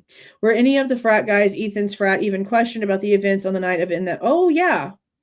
What I really want is when they went to the frat house and it was completely covered and surrounded by like 50 different freaking cop cars. And I want to know what happened there. I want to know what the hell that was all about, because that was caught on camera. That was on camera. Why wasn't Jack D interrogated more when he should have been suspect number one, in my opinion? Well, he was suspect number one on the forensic documents. He was interrogated more. We have to remember, we're only seeing MPD stuff. We're not seeing the FBI talking to them. We're not seeing ISP talking to them. We've only seen what MPD has really done. Now, we do have ISP records, but we haven't seen at least anything off the top of my head. I can't remember going back into another one from Jack, but we know that they were all talked to by the feds. We're just never going to see that stuff, unfortunately. That's the problem. It's all about Jolie says, what if that large pool of blood at the bottom of the stairs is Kaylee's? who was in her own bedroom when she heard screams from Maddie's room. Kaylee panicked, runs down to Maddie's rooms, sees what's happening, quickly runs down the stairs. She's chased, gets hit in the head, and falls down the stairs. What caused the loud thud that Dylan heard? I think the noise was Bethany. So what if the large pool of blood was Kaylee's at the bottom of the stairs leading down to the living room? So that amido black stain, I'm not really too convinced that it's like a pool of blood per se. It could be. I don't really think that it is. I think that they just drenched that stair rail so much that it did end up maybe pulling some of the biologics that it was sort of like grabbing onto on the stairwell down. I'll have to go back and relook at it, but I just remember it being just like a big pool. And when you have like just a big concentration of that stuff all together, it is going to look dark. It's more of what it leaves stain wise as it's drying. And when it's not just like all completely pulled together that way. That's why most of the pictures, well, there's some of the stuff that's wet in the pictures too. But when it's a big pool like that, it looks a lot darker than it really needs to be. So I don't really know if that's really like a big thing of blood or if it's just like where it just all accumulated.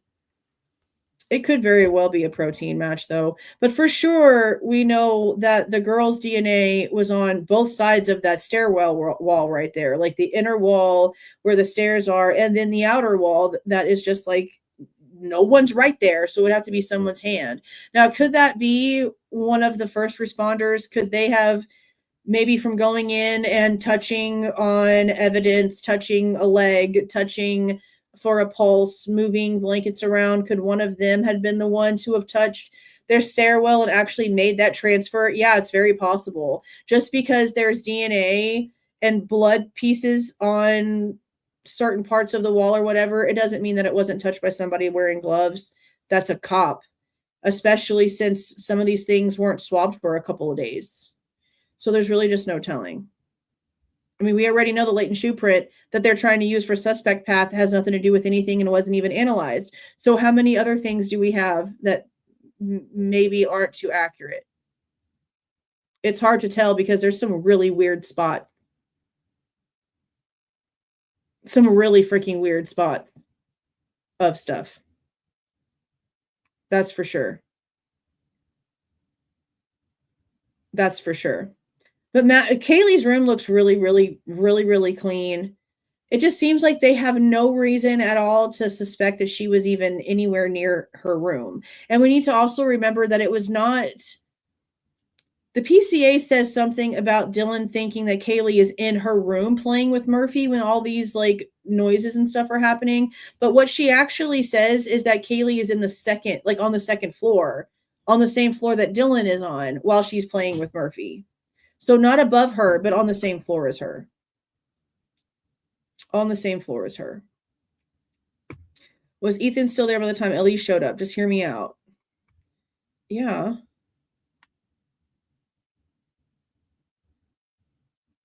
Oh, this is a long one. The 911 call is crap. Well, see, that's the thing. He says, and that's what's weird. Okay. So Hunter says in the Amazon series something about how he didn't even really notice that Ethan was there, that he'd only checked on Xana, checked Xana's pulse. And remember, it was interesting that whenever we first heard that, because Ashley Banfield with News Nation had come out for like ever and had said that it was Ethan's best friend that checked his pulse. Ethan's best friend. Just for the truth to come out that Hunter didn't even notice that Ethan was there, according to that interview. But then the police body cam came out after that interview where he said that.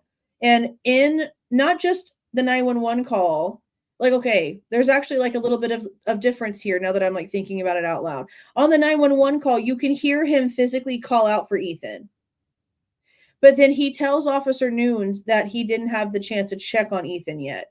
So he's acknowledging the fact that he sees him, but he's telling him that he hasn't had the chance to check on him yet. So, yeah, I have no reason to think that the bodies weren't there when the cops showed up over there. They definitely were all in there. But yeah, no, the back and forth, with Hunter's stories with that is interesting for sure. Because he definitely goes back and forth with it. Oh, there's Sarah. Sarah's who we get a lot of the documents from when it comes to stuff that should have been out there already. She goes ahead and FOIAs the stuff that's not out and filed yet, and she posts them over on Twitter with the Google Drive and where we've been getting a lot of the WSU documents from. She said, I'd like to know how the FBI identified Kohberger before he left Washington. Did the FBI identify Kohberger before he left Washington / during his trip to Pennsylvania or closer to December 19th? See, this is a question that I would like answered too. And I kind of came across the dates, like remembering these dates. I think it was like yesterday when I was going through some of the Coffee House Crime edit video. I don't know if we know. Do we know if him and his dad left on the 10th, on the 11th, or on the 12th from Pullman? It has to be one of those 3 dates. I just don't remember if we actually had a concrete date, and if we do, which day it was. Because we know the dates for the switch up. We know the dates for the switch up. We know that Othram was told to send everything that they had back over to ISP on the 10th of December. And the 10th of December is also the same day that the FBI ended up getting sent pretty much everything. And we know that he got pulled over on the 15th. And that in reports it says that they watched him, which is, I'm assuming, the feds, watched him walk in and out of a CVS in Pennsylvania on the 16th.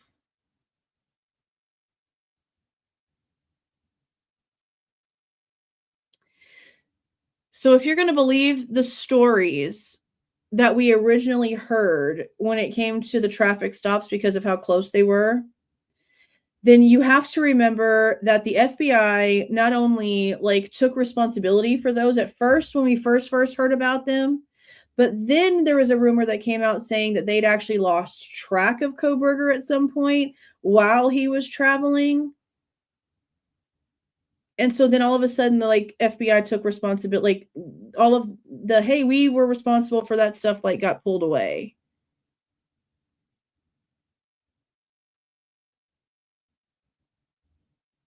I do know that they said that they scanned the plate in Colorado.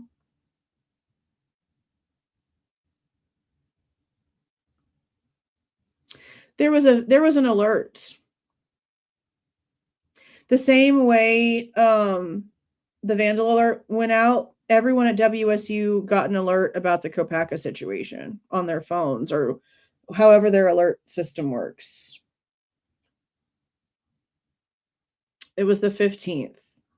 The same day of that's what was always so crazy about that whole situation, was that the pullover was on December 15th. It's the same day that the stuff with Kopacka happened, but that with all the eyes that we had over in that area because of the Idaho 4 case, no one knew shit about that incident until after those body cams got released. And that was after he was arrested. So it was weeks after the fact, and no one knew. That has always been such a crazy mystery to me. It was on a little local news thing. There was a guy I watched, and there was a YouTube video out there. I think it was a younger guy, and he was parked in a car kind of close to the area, and you could see cop car lights sort of flashing, and they're talking about how some of the people were being evacuated to some sort of gymnasium, and then he moved down to the gymnasium and then went back to the apartment complex. It was a long time ago that I watched it.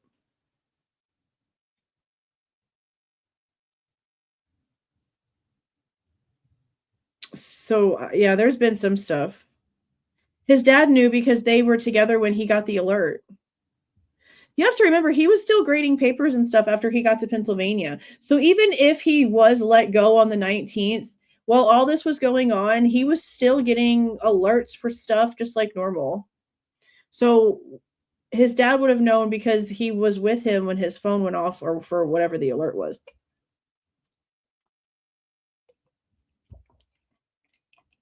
Me neither. I've never seen anything that can prove that. I've never seen anything that could prove that at all. And I will also say, and this is a video that I've been wanting to do for like a super, super long time. I'm going to get it all out there eventually. And y'all have heard me say this before.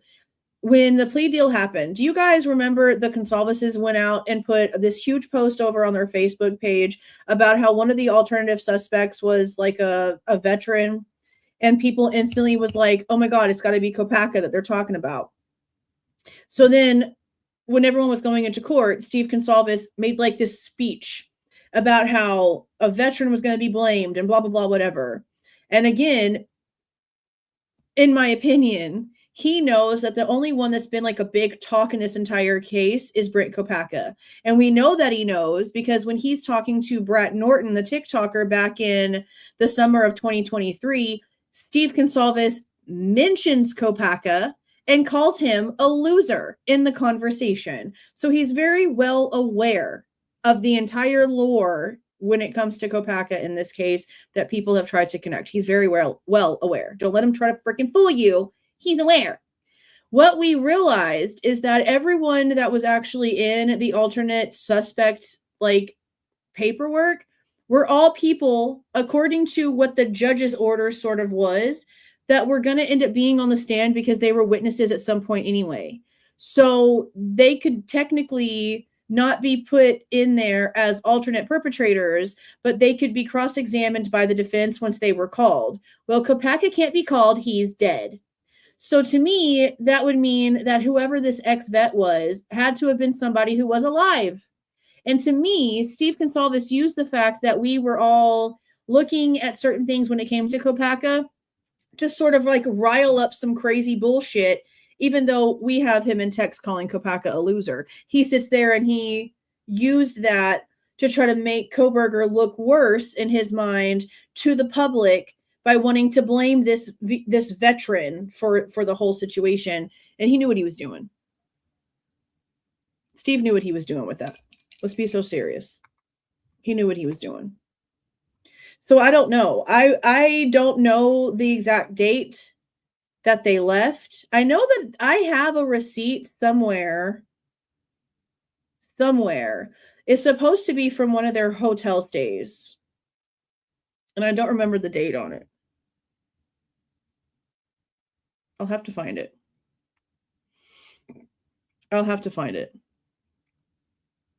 Yeah, he called Brent Kopacka a loser. We went over that. I think it was in the second episode of the messages between him and Brat. Yeah. It's right there in black and white coming from him. Faux shizzle. But no, I want this too. I want that. This is what I want, because just because the MPD got called on the 19th doesn't mean that the FBI that had the stuff for a few days before that didn't have his name already before that. Like, obviously they had to do more than just whatever they were doing before they called the MPD. So no, I'd love to know that too, which is something that we would have found out, you know, if this would have gone to trial. It might be in a document somewhere. But all you can really do is sort of like cut it down to what, the 10th or the 14th? Really? Because there's no way, I don't give a shit. The feds definitely orchestrated whatever happened on that 15th.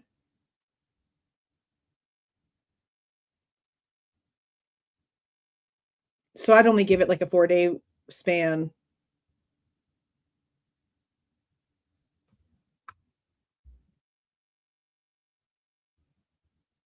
Yeah, 4-day span.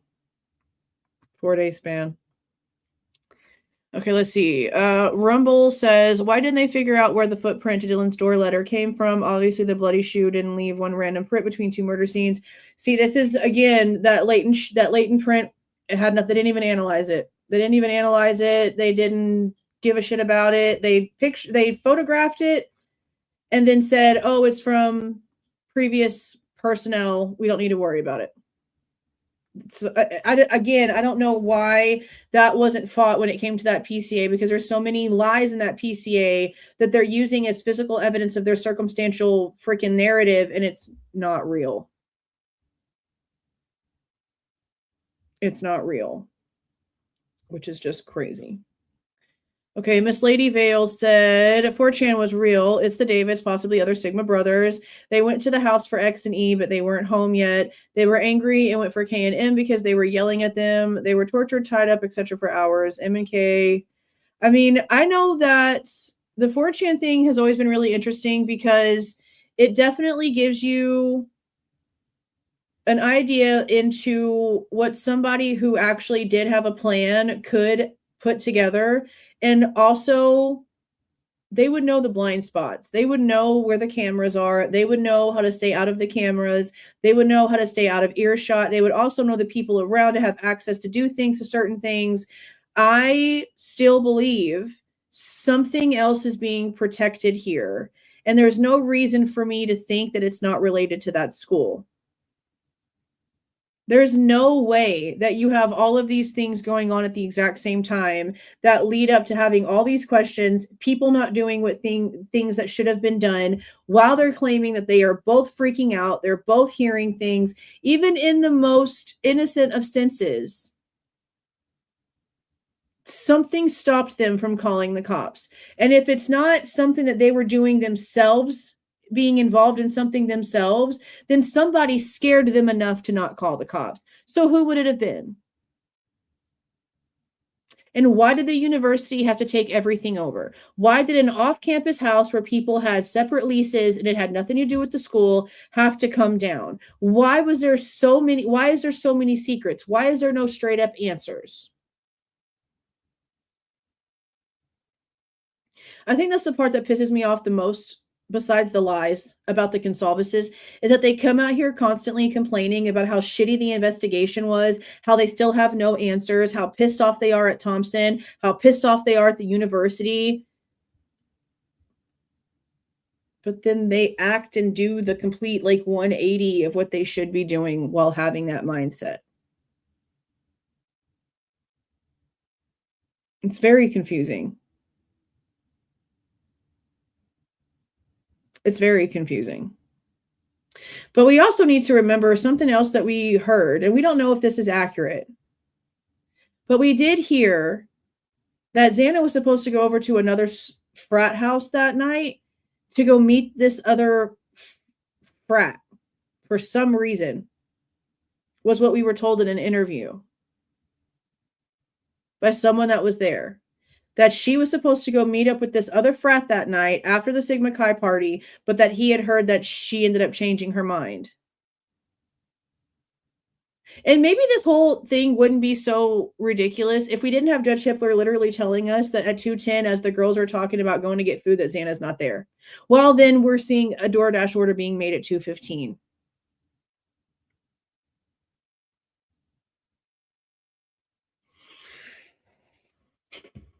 This case is so frustrating. Yeah, I want to hear from him. I would love to hear from Judge.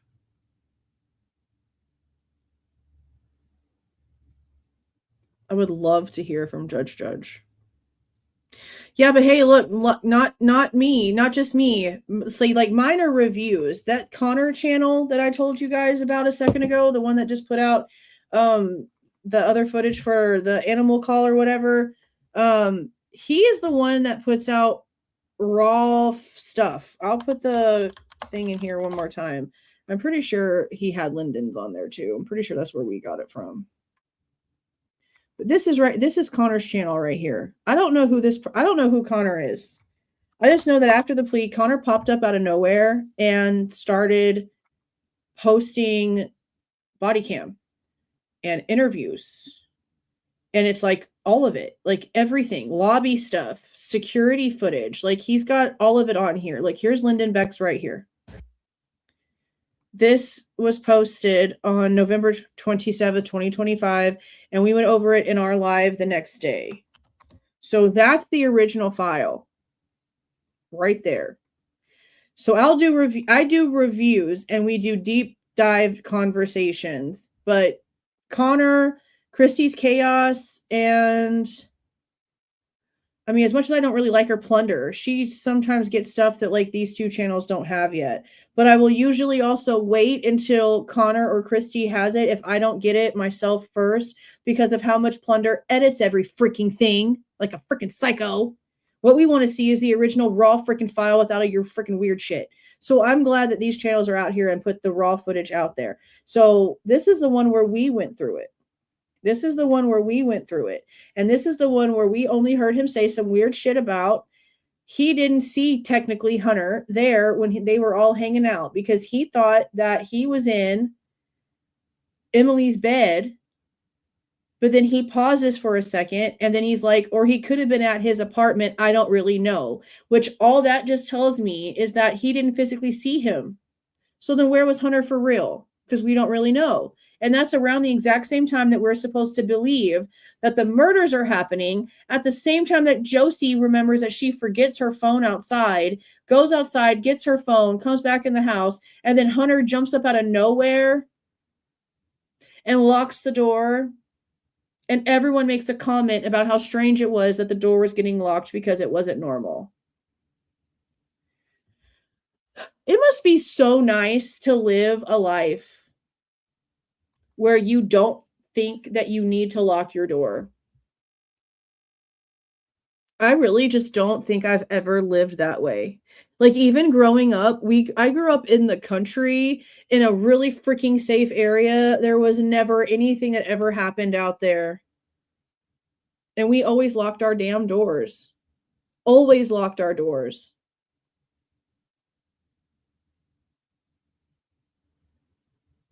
I wish again that we could get like a hold of like the orientation tape or something. There's got to be some sort of weird ass subliminal messaging and something that gets shown to those kids, because they literally all say the same thing. Nothing ever happened to Moscow.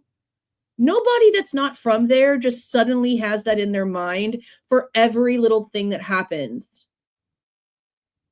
It's just so freaking weird. Oh my God. It's just so freaking weird. No, I've always locked my doors. Always.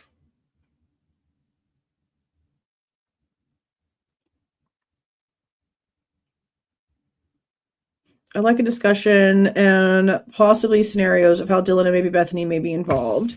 Since we now know there was a cleanup, it's pretty unlikely that they would clean up a murder that someone else committed unless they knew about it and were designated as the cleanup crew beforehand. And with what is most likely Dylan's shoe print in her doorway, it seems that she was probably involved in a cleanup. Well, see, that's another thing too. I guess it could be hers, or it really could just be somebody that's personnel that was walking around. That's the problem, is that we don't really know. So is Bethany also involved? How involved was Dylan? There is also the police body cam of who looks exactly like her boyfriend Quinn entering the back slider door with her waiting for him and closing the door behind him, and he denies ever being in Moscow. Why? I do remember people saying that, but I don't think I've ever seen that. Because I know people were questioning, like, how has she been there and you've never seen her? But there was photos of, I believe, her in front of his big truck in the area. But I don't think I ever saw where he was actually at the house. One of my lingering theories that I can't exclude due to her possible involvement is a cleanup is that she was upset about Maddie's last TikTok making her look horrible, cried to Quinn about it, and he brought some friends to get even. Are you talking about the one with the blue hair? That one's been going around a lot on TikTok too here recently. I guess it's being brought back up because of the messages, like the phone activity. That is the only way I can make sense of Dylan cleaning up after the crimes. Who else would she clean up for? And that video is pretty bad when you take into account that she was a freshman trying to fit in and it looked like she was being picked on. The audio was also bad. Yeah, I remember that TikTok. I've seen it recently. It's literally going around right now for some reason. I know people say it was a viral audio clip, but would you use that in a video of someone you liked and were friends with? No. I'd also like to hear a discussion on Jack D and the phone calls. How can he and Kaylee be on a call and she is calling him at the same time? Because that's not the case. The first phone call between Kaylee and Jack was at 2:26. About 18 or so minutes after that is when all of the back-to-back phone calls start. So when they confront him in that interview about a 17-minute phone call, the timing tracks perfectly. But it's like they would have gotten off the phone and then all of a sudden she's calling him back to back to back to back to back after the 17-minute phone call. But 226, we were told that from the family like a super long time ago. So that's been in my timeline, the one that I showed earlier. That's been in my timeline for 3 years now because we've been told 226 was the first call to Jack. The first call. The cops have her making calls to him from her phone while supposedly, yeah, it was after that. And lastly, on an online post, I think Birdie showed the other day, was a guy claiming he and another person went to Moscow to do some audio recordings of the crime scene area, and they spoke to several neighbors. 3 or 4 said they heard what they thought was a domestic. Yeah, I don't really care about what he says, though. It's the same situation, basically, when it comes to what Watts is trying to say. Watts is trying to say that the girl that lived at 1112 is claiming that some girl that was a friend of theirs was over at the house and that her and her dude had 3 previous DV situations where I think both of them had been arrested. It sounded like both of them had been detained because they both had markings and scratches and stuff on them. At one point, both of them had been arrested. And according to the story, which again, Watts had no permission to tell and came out completely unprepared, running her mouth, making no freaking sense whatsoever. Literally should have never went live, should have never said a damn word unless she had physical proof and the person with her to claim this story, saying that the scream is the girl being broken up with. And what really, I guess, pissed me off the most about that live, besides her running her mouth and sounding like a complete moron, was that she was more concerned about the relationship between these two people and what would have happened to their relationship if the murders wouldn't have taken place. And she just kept repeating over and over again. So if the murders wouldn't have happened, would they have stayed together or would they have stayed separated? And I'm like, girl, are we for real talking about this right now? Like, that's your concern. That's your concern. That's why you don't want to, what? Like, there's just a whole bunch of stupid shit. I don't even understand it. As somebody who's been through it, okay, if you're out here blood screaming like a psychopath because your DV asshole boyfriend broke up with you, and you know that that's what's being discussed when it comes to the camera footage from that night, and you know that that's like in your past, and you've moved past it, and you've gone away from that relationship, and yeah, it really was you screaming, you should probably come out here and be honest. Because if you were doing illegal substances and you were drinking and you were overreacting to him breaking up with you and you're screaming like a psychopath, you should probably come out and just be honest about that.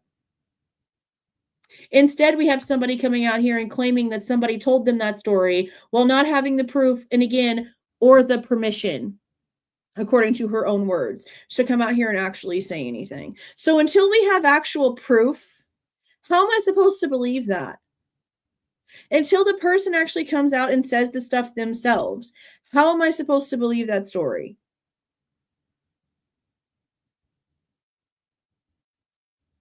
That makes no sense to me. Especially since the way that it's coming out is that she wants us to believe that the substances and the things that were happening inside that house were just so unusual. It was just such a strange night, and there were things going on in that house that would have never been happening any other night. Miss me with it. Do I look like I was born yesterday? For real. No one gives a shit about y'all on a freaking Saturday night. Just come out here and be freaking honest. Did you get broken up with and scream like a psychopath to where we could hear you blood curdle and screaming ass self all the way down to Linden Lane, or did you not? I mean, damn. It's so stupid. Dumb. So eventually we'll get that information, I guess. I don't really, I don't know.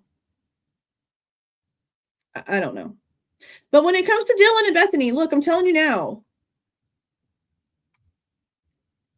there is no way that anyone is going to make me believe that they don't know more information. There, to me, you want to know the reason why I think that Dylan wouldn't do a composite? Because she knew that she was going to describe somebody that people would recognize. Why else would you not? You're sitting here doing all these interviews. You have no problem doing the actual interviews. But when it comes to you actually having to describe the person that you're claiming to have seen, you're refusing. You also tell Mallory you don't remember their eyes or their eyebrows, and then suddenly everything is about them bushy old caterpillars on the top of the freaking head. How does that make any sense? You completely flipped a 180 there. Who told you to say some shit about some fake imaginary bushy eyebrows in between the 13th and the 17th? Somebody did. And again, if she saw eyebrows, if she saw the structure, if she saw whatever, why would you refuse to do a composite sketch? Again, because you're going to end up describing somebody that can be easily recognized, that the people around you are going to recognize. Is that why? It's a good way to lie without lying, just to not answer. I don't trust her. She did not call Bethany when she heard all this shit going on. Bethany called her. That's why I really question what the story would have been.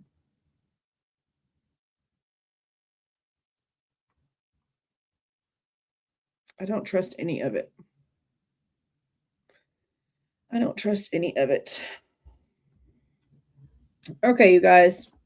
It's been a little over 2 hours, so we're going to go ahead and stop part 2 here. It's almost 10. My eyes are freaking burning. I've been staring at this computer screen all day.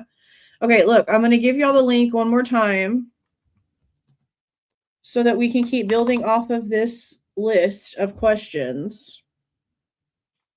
And we'll do another live. Maybe Sunday night we'll do part 3 of questions. Just until we get through everyone's that's already is on here with the most recent stuff. Because I don't want to miss anybody's questions. As much as I possibly can anyway. But maybe we'll do that on Sunday. Now my dad's going to be here next week and I have like plans and stuff. So I'm going to try to do a bunch of the most recent WSU lawsuit documents, forensic documents, and like the documentation stuff we need to catch up on. I'm going to try to get as much of that out next week. A bunch of it's already recorded. I just have to edit it and like get it out there and get it scheduled. So there won't be a bunch of lives. There'll be some, I think I plan on going live maybe Monday during the day because he's going to get here in the evening. Not Tuesday. We're going to go live Wednesday. Not next Thursday because I'm taking them out of town on like a surprise trip that like none of them know about. Like the boys nor my dad know what we're doing. They just know that I planned a bunch of stuff and they have got no clue. So I'm not saying anything other than that, other than we're not going to be here Thursday. And then Friday, we might go live Friday. Just watch for more document videos because that's really like what needs to come out is like catching up on the document. So that's like the biggest plan for all of that stuff. Oh, thank you for the $6.99, Geriatrique. Thanks for your dedication and hard work on this case. You've been so thorough. I sure freaking try. I sure freaking try my best. Thank you for the $3.99, Melissa. I appreciate that. Welcome, hot dog. You know my favorite brand of hot dogs? And I'm just going to say this because you reminded me of hot dogs. The Nathan's brand hot dogs are my favorite brand of hot dogs. I got some in the cabinet right now. I mean, in the refrigerator right now. My fat ass maybe just might eat a hot dog. I really like those. Those are my favorite. Hey, Hazel's mom. How you doing? A member for 4 months. Subscriber for 30. You've been here for a long time. Soaking up all the truth. All the documents. All the stuffs. And there's been so much of it. I know my brain hurts sometimes. My gosh. Who's Kohberger's? No. Kohberger's name was never, ever, ever, ever, ever mentioned in the tip. Even the 1129 tip for the car was never turned in. Ever. Yeah, we're going to damn well try. Hopefully, we were talking about that yesterday on the phone because I called to tell him about one of the plans for Tuesday because it's something he's been wanting to do for a super long time. And I finally was able to book this thing. So that's what I called him for. And I was like, we're going to go fishing rides. Like, hopefully we don't get rained on and winded out of the place. The past couple of times that he's come up here, and he's a bus driver for the school. So he can only come up here on the school breaks. So when every time he's come up here, we've had shit weather. Now for the past while, it's been nice. And hopefully the weather stays where the weather is supposed to be, because right now the forecast is just for like some partly cloudiness and no rain. But every time I make plans for literally anything, the weather decides to just screw everything over. So hopefully the weather does not ruin our fishing and we actually do get to go out and not be just completely hurricaned out, because I would like to actually catch some fish. That'd be beautiful. That would be beautiful. Yeah, I like Nathan's. Like the hot dogs at Walmart that you can buy from the deli that are in the foil? Those are Nathan's hot dogs. I didn't know that, even though it says it all over the foil. Me and my dad both collectively had no idea. We walked out of Walmart the other day, both with our little hot dogs, because every time we go to Walmart, we get a little hot dog. And I looked at it, I was like, oh my God, Dad, no wonder we like these so much. They're the Nathan's freaking hot dogs. So crazy. But yeah. Oh, it's still cold over there? That sucks. It's all rain there. Yeah, that's poop too. That's poop too. I don't know. I mean, one day, hopefully, yeah, the truth usually always finds its way to come out. Like, it's really, really difficult for somebody to keep a lie forever. Has it happened? Yeah. It sure has. I really hope that's not the case here. Eventually, something's going to have to crack. Something's going to have to crack. See, that's something else that we're going to go over. There's a channel called Atozi that's been covering the TikTok psychic case from like the very beginning. And he was actually in court all last week. So what I've done is I've gone in and I've recorded everything that he said. And now I'm going to go in and I'm going to take out just the pieces where he talks about the questions and the behaviors and things like that. Because there was a lot of just some real crackhead stuff happening in that courtroom. Like, she's sitting there deposing her, like cross-examining herself. Like, talking about herself and to herself in the third person while she's cross-examining her own self. And I'm like the way he's trying to describe what he's witnessing here is very difficult. But I wanted to get his initial reactions to go over, because it's to me going to be like the most authentic about what's going on. So I'm going to put pieces of all of that together, and then I'm going to put some of her videos together, and we're just going to have a live going over everything she said, what her story was when it came to Rebecca Schofield and Jack DeCour, how she tried to save it after Kohberger was arrested and changed her story up and mixed stuff around, and then what it is now, especially since there's a lot of people out there that don't understand the difference between what that crazy ass woman was doing and what we're out here doing. And they seem to keep wanting to say, oh, now they made an example out of her. Now everybody needs to be paying attention. No, we don't. There is a huge ass difference between us taking documentation from the courtroom, us taking physical evidence from the police reports, us taking forensic documents from the actual lab that did the work, and us taking interviews and asking questions, and some weirdo that's lonely and bored writing some sort of disgusting fanfic that she decided to play with. There's a huge difference between this and whatever the hell that is over there. So we can talk about what this is, because what this is over there is insane. Will Rebecca ever get that 10 milli? Never. Let's be so serious. Literally never. But we're going to talk about it. We're going to talk about it. All right, you guys. Yeah, she doubled down, tripled down, crazy shit. Like, what is wrong with you, woman? Like, come on. And then when you get asked to provide any sort of evidence, you laugh and say it's literally preposterous for someone to ask you to produce a shred of evidence because you're a psychic. Ma'am, you can't expect anyone to take you seriously like that. Even real psychic people try to find things out in reality to prove their point, to prove that what they're saying is true. They don't just be like, yeah, nah, sorry, you either believe me or you don't. No. It's not how that works. Crazy. I didn't either. I didn't watch any of her videos. I just knew about what was going on because it was interesting. But at the time that she was out here kind of like making a ruckus over on TikTok, we were over here really trying to dig through real freaking information and try to figure out facts. So she got pushed off to the side like that unknown DNA. Okay. And now she's going to be coming back because we're going to go through it. It's an interesting story. It's just part of the timeline. Nothing that has to do with the truth.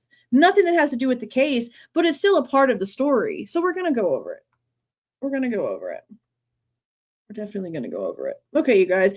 Thank you so much for coming in here with me tonight. It's been a while since we went live. I miss talking to you guys. So again, thank you so much for the super stickers and the super chats, the gifted memberships, and those of you that joined on your own.